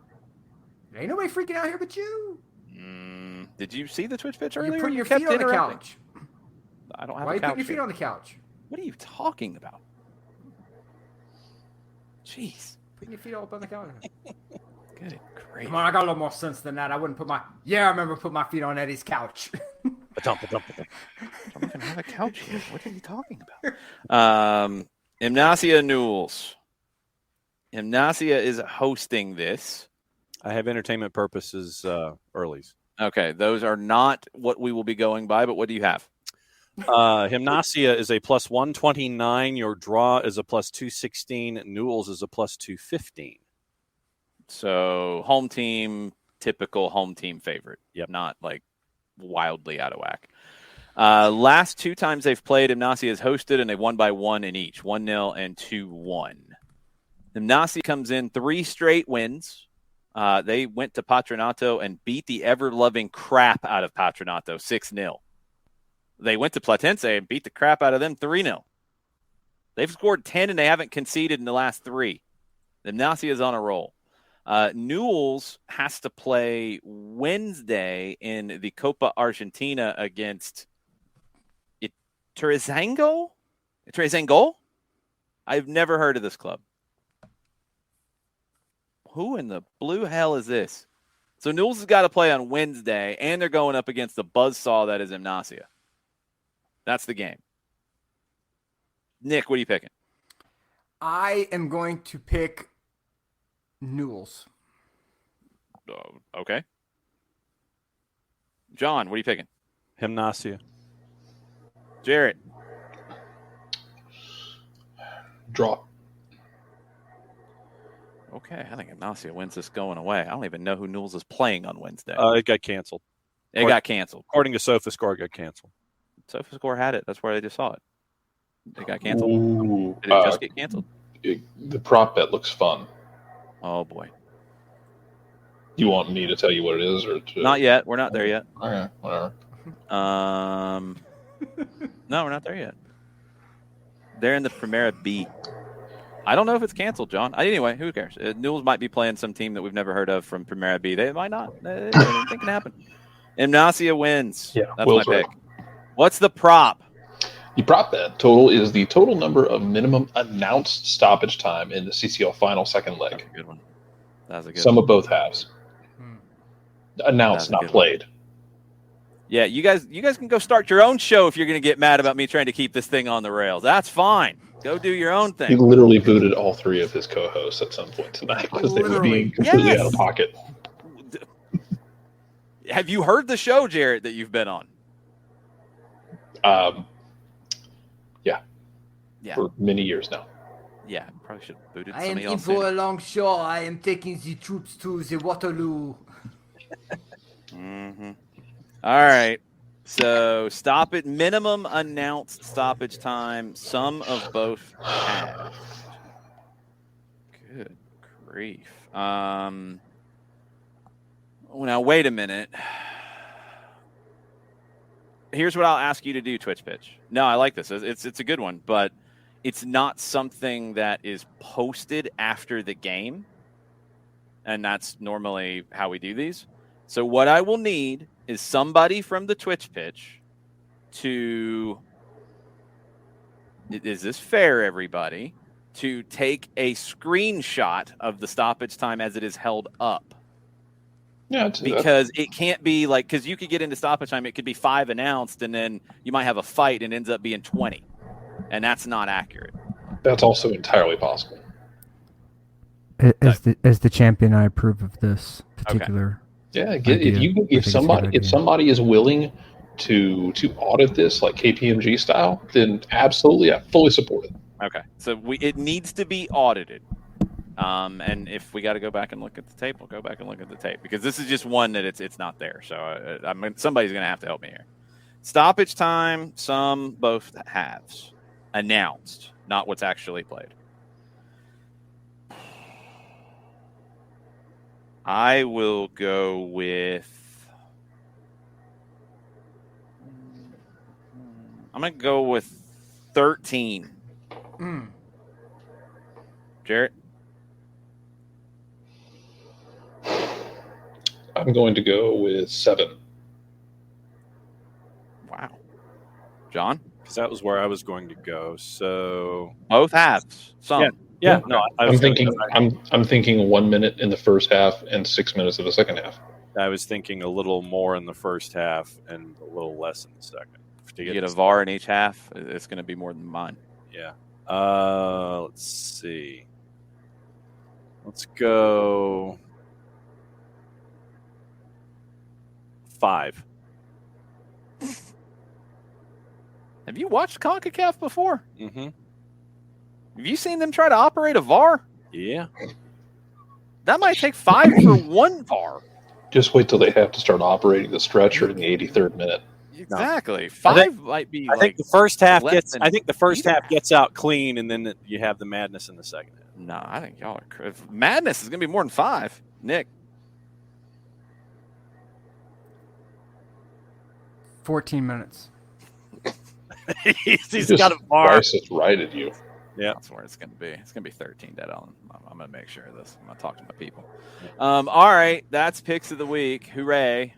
and for the record, Ituzaingo looks like an inverted Independiente crest. That's green? Yeah, it's green. It's green. Goes and the sash goes the other direction, and it's got a CAI going from southwest to northeast, as opposed to Independiente's, which goes from northwest to southeast, and it's green as opposed to red.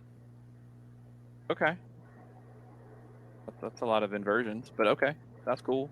They might be playing, they might not. I don't know. The Newells might have a game, they might not. We don't know. We'll find out. And the game might be Sunday, it might not be. We'll find out.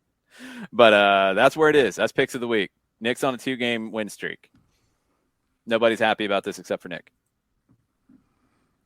Do you speak for the people, Jason? Yes, I do. I do. Oh, really? Yes. Okay. Nobody's happy about this except for you. Jared's Really? not even looking at the camera. He's so unhappy. I'm doing like 3 different things at once, Do you know including why? watching the Do you Braves. know why? It's thank you, Sean. Wonderful. You're such a wonderful person. I salute you, and I hope you have a great week. Do you know why people don't like when you win, Jason? Because it's like, I am Jason, and I have won the week. Jason, you gonna cut a promo? I have won the week, and we're gonna continue with the show. Jason, you just won. You gonna cut a promo? I'm the best of all time. I'm from Athens. I saw I'm not from REM Athens. at concert. I DJ'd out there. No, he's not from Dogs. Athens. Southern Crescent. I know Yeah. he's not from Athens. I know he's Not from not from Athens. Athens. Man, Man, said that man went to He's Eagles from Landing. Eagles Landing. Come on, man. Ah. I have won He's all the implying games. that you cut a promo like face version of Roman Reigns. Yeah. No. That's all I'm He doesn't saying. cut a promo. That's all I'm saying. You know, cut a promo with some enthusiasm, and maybe some people will be more happy when you win, Jason. That's all I'm saying. I don't care if people are happy when by I the win. time I'm happy when I win. Yeah, Jason's No, happy. it's a I care less. It's a Gotcha. bored Randy Orton promo when you win. I Is he one of the greatest of all time? have won. Is he one of the greatest of all time? Absolutely. That's all that Longevity. matters. Longevity. That's all that matters. Longevity. saying. Titles. That's all that matters. Arcs with different characters. Boring ass promos, man. That's all that matters. Finally Now that cutting he's some having, promos with some- fun with Riddle. Now he's having fun. He's cutting some promos, and he's even said, Is he "Yeah, I was winning? bored for a Is he while." winning? Is he winning? He's got the belts. Now he's Is having he about fun. to lose No, you're them, though? cutting. You were cutting bored I hope. Randy Orton promos. Anyway, all right, fine. That's whatever. Yeah, nice, fun promo then, Nick. And still nobody's happy that you won. Yeah. Except for you. Okay, look, we'll go to Clocked. If you win, we'll go to Clocked, and I'll buy you some tots. If you actually cut a real promo, okay. If you win and you cut a real promo, we'll go to Athens. We'll go to Clocked. You know what Clocked is, right?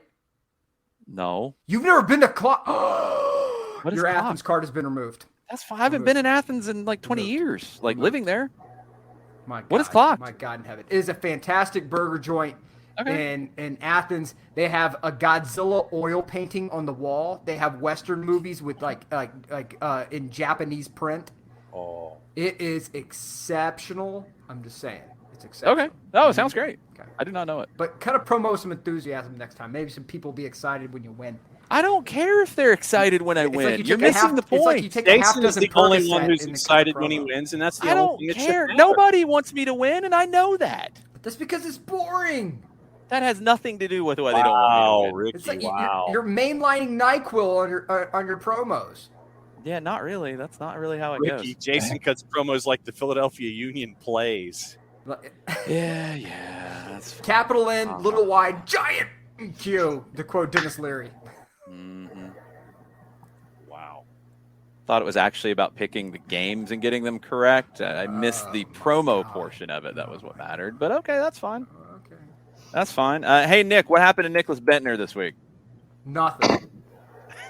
I don't know if that's true or not. He got pulled into the animal circus from Madagascar 3. That is not accurate. Okay. That did not happen. Well, it's more entertaining than Never whatever saw they promised. Madagascar 2, much less 3. I 3 don't, is actually pretty good. 3 is actually pretty good. I don't think Nicholas Bentner's done anything lately. I bet he's taping the new season of his series, so you have to keep everything under production wraps.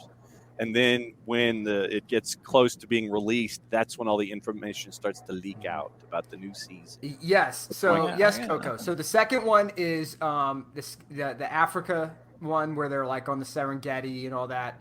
The third one is they escape Africa. The penguins go to Monte Carlo and become multimillionaires because they're really good at working the numbers. Huh? And then they escape a psychotic animal control officer who is French. And so it's pretty incredible. It's a fantastic episode. Fantastic. I highly recommend it. Jackie Fresh, when he was like 3, watched it and stood up clapping at the end when the animals have the great musical number. You can clap that there's nothing to say about Nicholas Bentner this week. That's right, because you're finally understanding the truth, and that is Nicholas Bentner. It has right? nothing to do with it. He literally hasn't done anything that's gotten into the media. Right. That's all I'm saying. Because he like the only way that guy's making the news is if he drops his minimals into the fry cooker. Okay, that's it. That's the only thing that's happened with that clown. All right, he is the excrement of a barn animal. There's nothing there that's happening upstairs to that clown. Nothing at all. Do you want to know what's the latest with Wanda and Mauro? Yes, that's far more entertaining. Well, they have been in the news this week. Headline: Wanda Nara denies having affair with Mauro Icardi's ex-Inter teammate. Wait a minute. Okay. And the teammate that the denial of an affair was about is Marcelo Brozovic. And this was in a statement delivered during a court case against a journalist.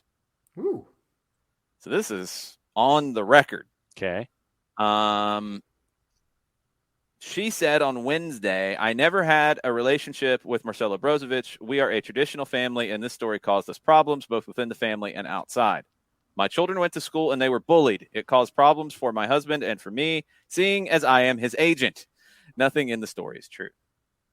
So I guess they sued the journalist. It'd be my guess. And we'll see what happens. I don't think we have a resolution to that. Fabrizio Corona is the Italian journalist who, yes, Wanda Nara has been in a legal battle with. Corona claimed in a story that Nara had been having an affair with Brozovic while her partner was teammates with the Croatia international. And Icardi felt forced to leave Italy as a result. She said that story started all the problems and Mauro was forced to change club. Inter really made the situation weigh on him. They told him he had to move on. He had to change agent. They took away the captain's armband. I don't think it was due to his performances on the pitch. This whole thing caused huge issues with the club and directors. Your thoughts, Nick? Okay. Oh my God! They got rid of him because he's a Muppet. That's why they got rid of him. Okay. My God! Because of these false claims. You could feed a hamster Drano for a month, and it would be more intelligent than Mauro Icardi. Okay, that to give you any idea, right? You get a chimpanzee huffing paint chips and ethanol for a month. It's going to be smarter than Mauro Icardi. Inter got rid of him because they built a whole team around a guy who's a one-man goon squad who does nothing without Wanda's say-so. And she is his agent. Yeah, because Wanda wanted to engineer a move away from Inter to a higher profile club. And why Drano? Because it's incredibly toxic. That's why. And so Mauro's over there huffing household chemicals and doing whatever Wanda tells him. And he was doing nothing on the pitch to back it up. It's one thing if you perform at a high level and especially while you're huffing paint chips. Yeah. I mean, you could be as big of a Titanic idiot as you want to be as long as you're performing. He wasn't. And Inter built the whole damn attack around him. So why keep him around? Get him out. Why does any team of any worth want that circus around them? They don't. That's why PSG is like, please God, anybody who wants him can come and take him. We're really not going to stop you. If you would like to exchange for maybe a couple of cups of tea, maybe we can do that. We can work that out. It's funny you mentioned tea because Wanda and Mauro have been spotted in London. Who wants that madness? They are in London. And the Argentine media is running with stories about a picture that was posted on her Instagram where he is moving in to kiss her and she is looking at the camera instead. And they're saying, oh, does the crisis continue? Of course it does. No, it doesn't. It's look, she is going to maintain the power, whatever power dynamic is necessary. That's the truth. To keep Morrow under thumb. It's not a crisis. She is manipulating the whole thing to make sure she's getting into the media. Right. And so, and that's why she's posting thirst traps on her Instagram, because there was also that there were some different 3-letter places around the world that were commenting on her latest Instagram post, or one of her latest Instagram posts, right? That I think is more of a thirst trap than the one last time. By far, that seemed to upset people. By far, and so Wanda wants to be on TV. Mm-hmm. Wanda wants to be a public figure, and she wants to be Morrow's agent to control the money that Morrow allegedly can still bring in. The only way that's happening is if she goes and engineers a move for him to MLS. No, because nobody's going to take him. There's not enough money. There's no one who's going to take him. There's no one who's going to. There's not enough money, and there's not enough sanity. Yeah, there's not enough of both. Because I don't think it's the 3 cities she would want to go in: New York, Miami, or Los Angeles. They're not incredibly stupid. And if Miami's moved past that in their life. They've grown past that phase. Yes. If she had tried to pull that off in 2020, could happen. Yes, maybe. Yes, it would have happened. Because they were drunk and spending money under the table. Yes. No. So there's nowhere for them to go, and so she quickly realizes that she's running out of ground to go to, and she's not putting the kids on the channel to get to get the London, England, unless she believes that there's something there for them. Mauro Icardi to Fulham. Mauro to Fulham. Only if Wardlow smashes him through a table. What? Wardlow. Why are you bringing up random AEW wrestlers in this? Look, I wouldn't be shocked. What? I would not be shocked if a team like Newcastle made a phone call, or Wanda made a phone call to them. Oh, no, yes. They're like, I wouldn't be shocked if Wanda's putting out, and people are taking maybe like courtesy meetings. Like, Wanda wants to come in. What would she say, John? Hey. She would call them up and do what? Hey. She's not posting like Instagram thirst traps and sending it to them. That's not going to work. Yeah, Ricky. Yeah, it's definite thirst trap this time. Before she had like the kind of the unitard that was 3 sizes too small. I'm gonna work out. Now it's like the in the window. No, she does not want to go to Newcastle, but she wants a payday. So she would live in London, and she would put him on a train like an adult schoolboy and send him up to Newcastle for game day. It is a Premier League payday, is what she's not happening. Right. Now, I think that's what it is. She would live in London. No, that in her mind, and this is the mind according to Wanda Nara. I think she believes she would live in London, and she would just ferry him. To Newcastle for games. He needs to be helicoptered from where we are in London to wherever this other club is. Yes. I have no idea where Newcastle even is, but please take my husband or my client. Yes, take my client. What country is Mauro playing in the fall? What division? Well, I'm just getting country. I think that I think there's a club in England that would be stupid enough to spend money on him. John? Italy. I kind of think Italy too. I don't know how you pull it off though. I mean, or Saudi Arabia. Do you know who would do it in Italy? Let me back this up. Retract, hit reverse.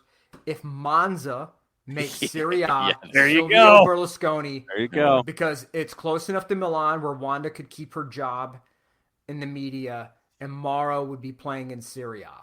That would be the only way this deal gets done. There you go.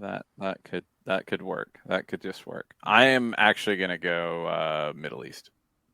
I will go with Qatar. Qatar, yeah. I will go with Qatar for Mauro and Wanda. That's where I think it happens. Ricky's the home of the 2022 World Cup. See, and we're here now. That's what she might think. Yeah. I think that's where it happens. So that'll do it for tonight. We went a lot longer than I thought we would, but we did. And the Twitch pitch did not start warring on itself again. That is very good. got through the picks of the week. I'll get the Twitch pitch picks tomorrow. So do your thing on that Twitch pitch on the Discord. We will be back next week with more buffoonery and ridiculousness. Shenanigans? Probably. Yeah, Douglas Costa. Yeah, I expected more from Douglas Costa. I did but, not. He was a little bit more. awful. At least a spike. He was awful in Brazil. It was bad there, and it wasn't going to be any better here. It's MLS, bad. stop spending stupid money on old guys. Yes. What else do you want to say as you send us out, Nick? I would like to give a special shout out to the U6 team, the Rhinos, that I spent the past season coaching. Are they raging? They were raging. Nice. I would and here's why. They put together. We've been working on the whole thing of this is if you were thinking about coaching little kids soccer, you got to make it fun. So I would do a thing where I would run around the little postage stamp of practice space that we had. And the kids, if they kicked the ball and hit me, I would make a funny animal noise. Yes. The funny animal noises. All right, yes. Jason, I think that was an idea that you made. That was mine, yes. Yeah. And it works like a charm. Yes, it does. But it taught the kids how to work in close control with the ball, right? Because I'm running around like a madman. And we did a lot of red light, green light. And then in the past week or so, we started working on passing drills, which is keep away from me. So the whole thing was we teach pressing by I have the ball and the whole team has to come attack me and get the ball away from me. And then they had to keep it away from me. So they would spread out and start passing the ball. And then the next to last game of the season, the little kids put it all together and they scored a couple of goals from just passing the ball to each other. Very nice. Where it was like beep, beep, beep, beep, beep, beep, beep, beep, and then the net. So salute to the Rhinos. Coach Nick loves you guys, and there's nothing better in this world if you're thinking about if your little kid plays soccer. I had a couple little kids come up, and they were like, Coach Nick, we love you, and there's nothing better to the Grinch's heart grew 3 sizes larger. If you're thinking about it, please volunteer, Coach. These little kids, they love it when you get involved, and you help teach them. They think it's so cool, so be a part of it. That's what I got to say. Reinvest in the game, baby. That's what I'm saying. All right, don't just win, reinvest in the game. And with that, mucha, mucha Euro, y'all.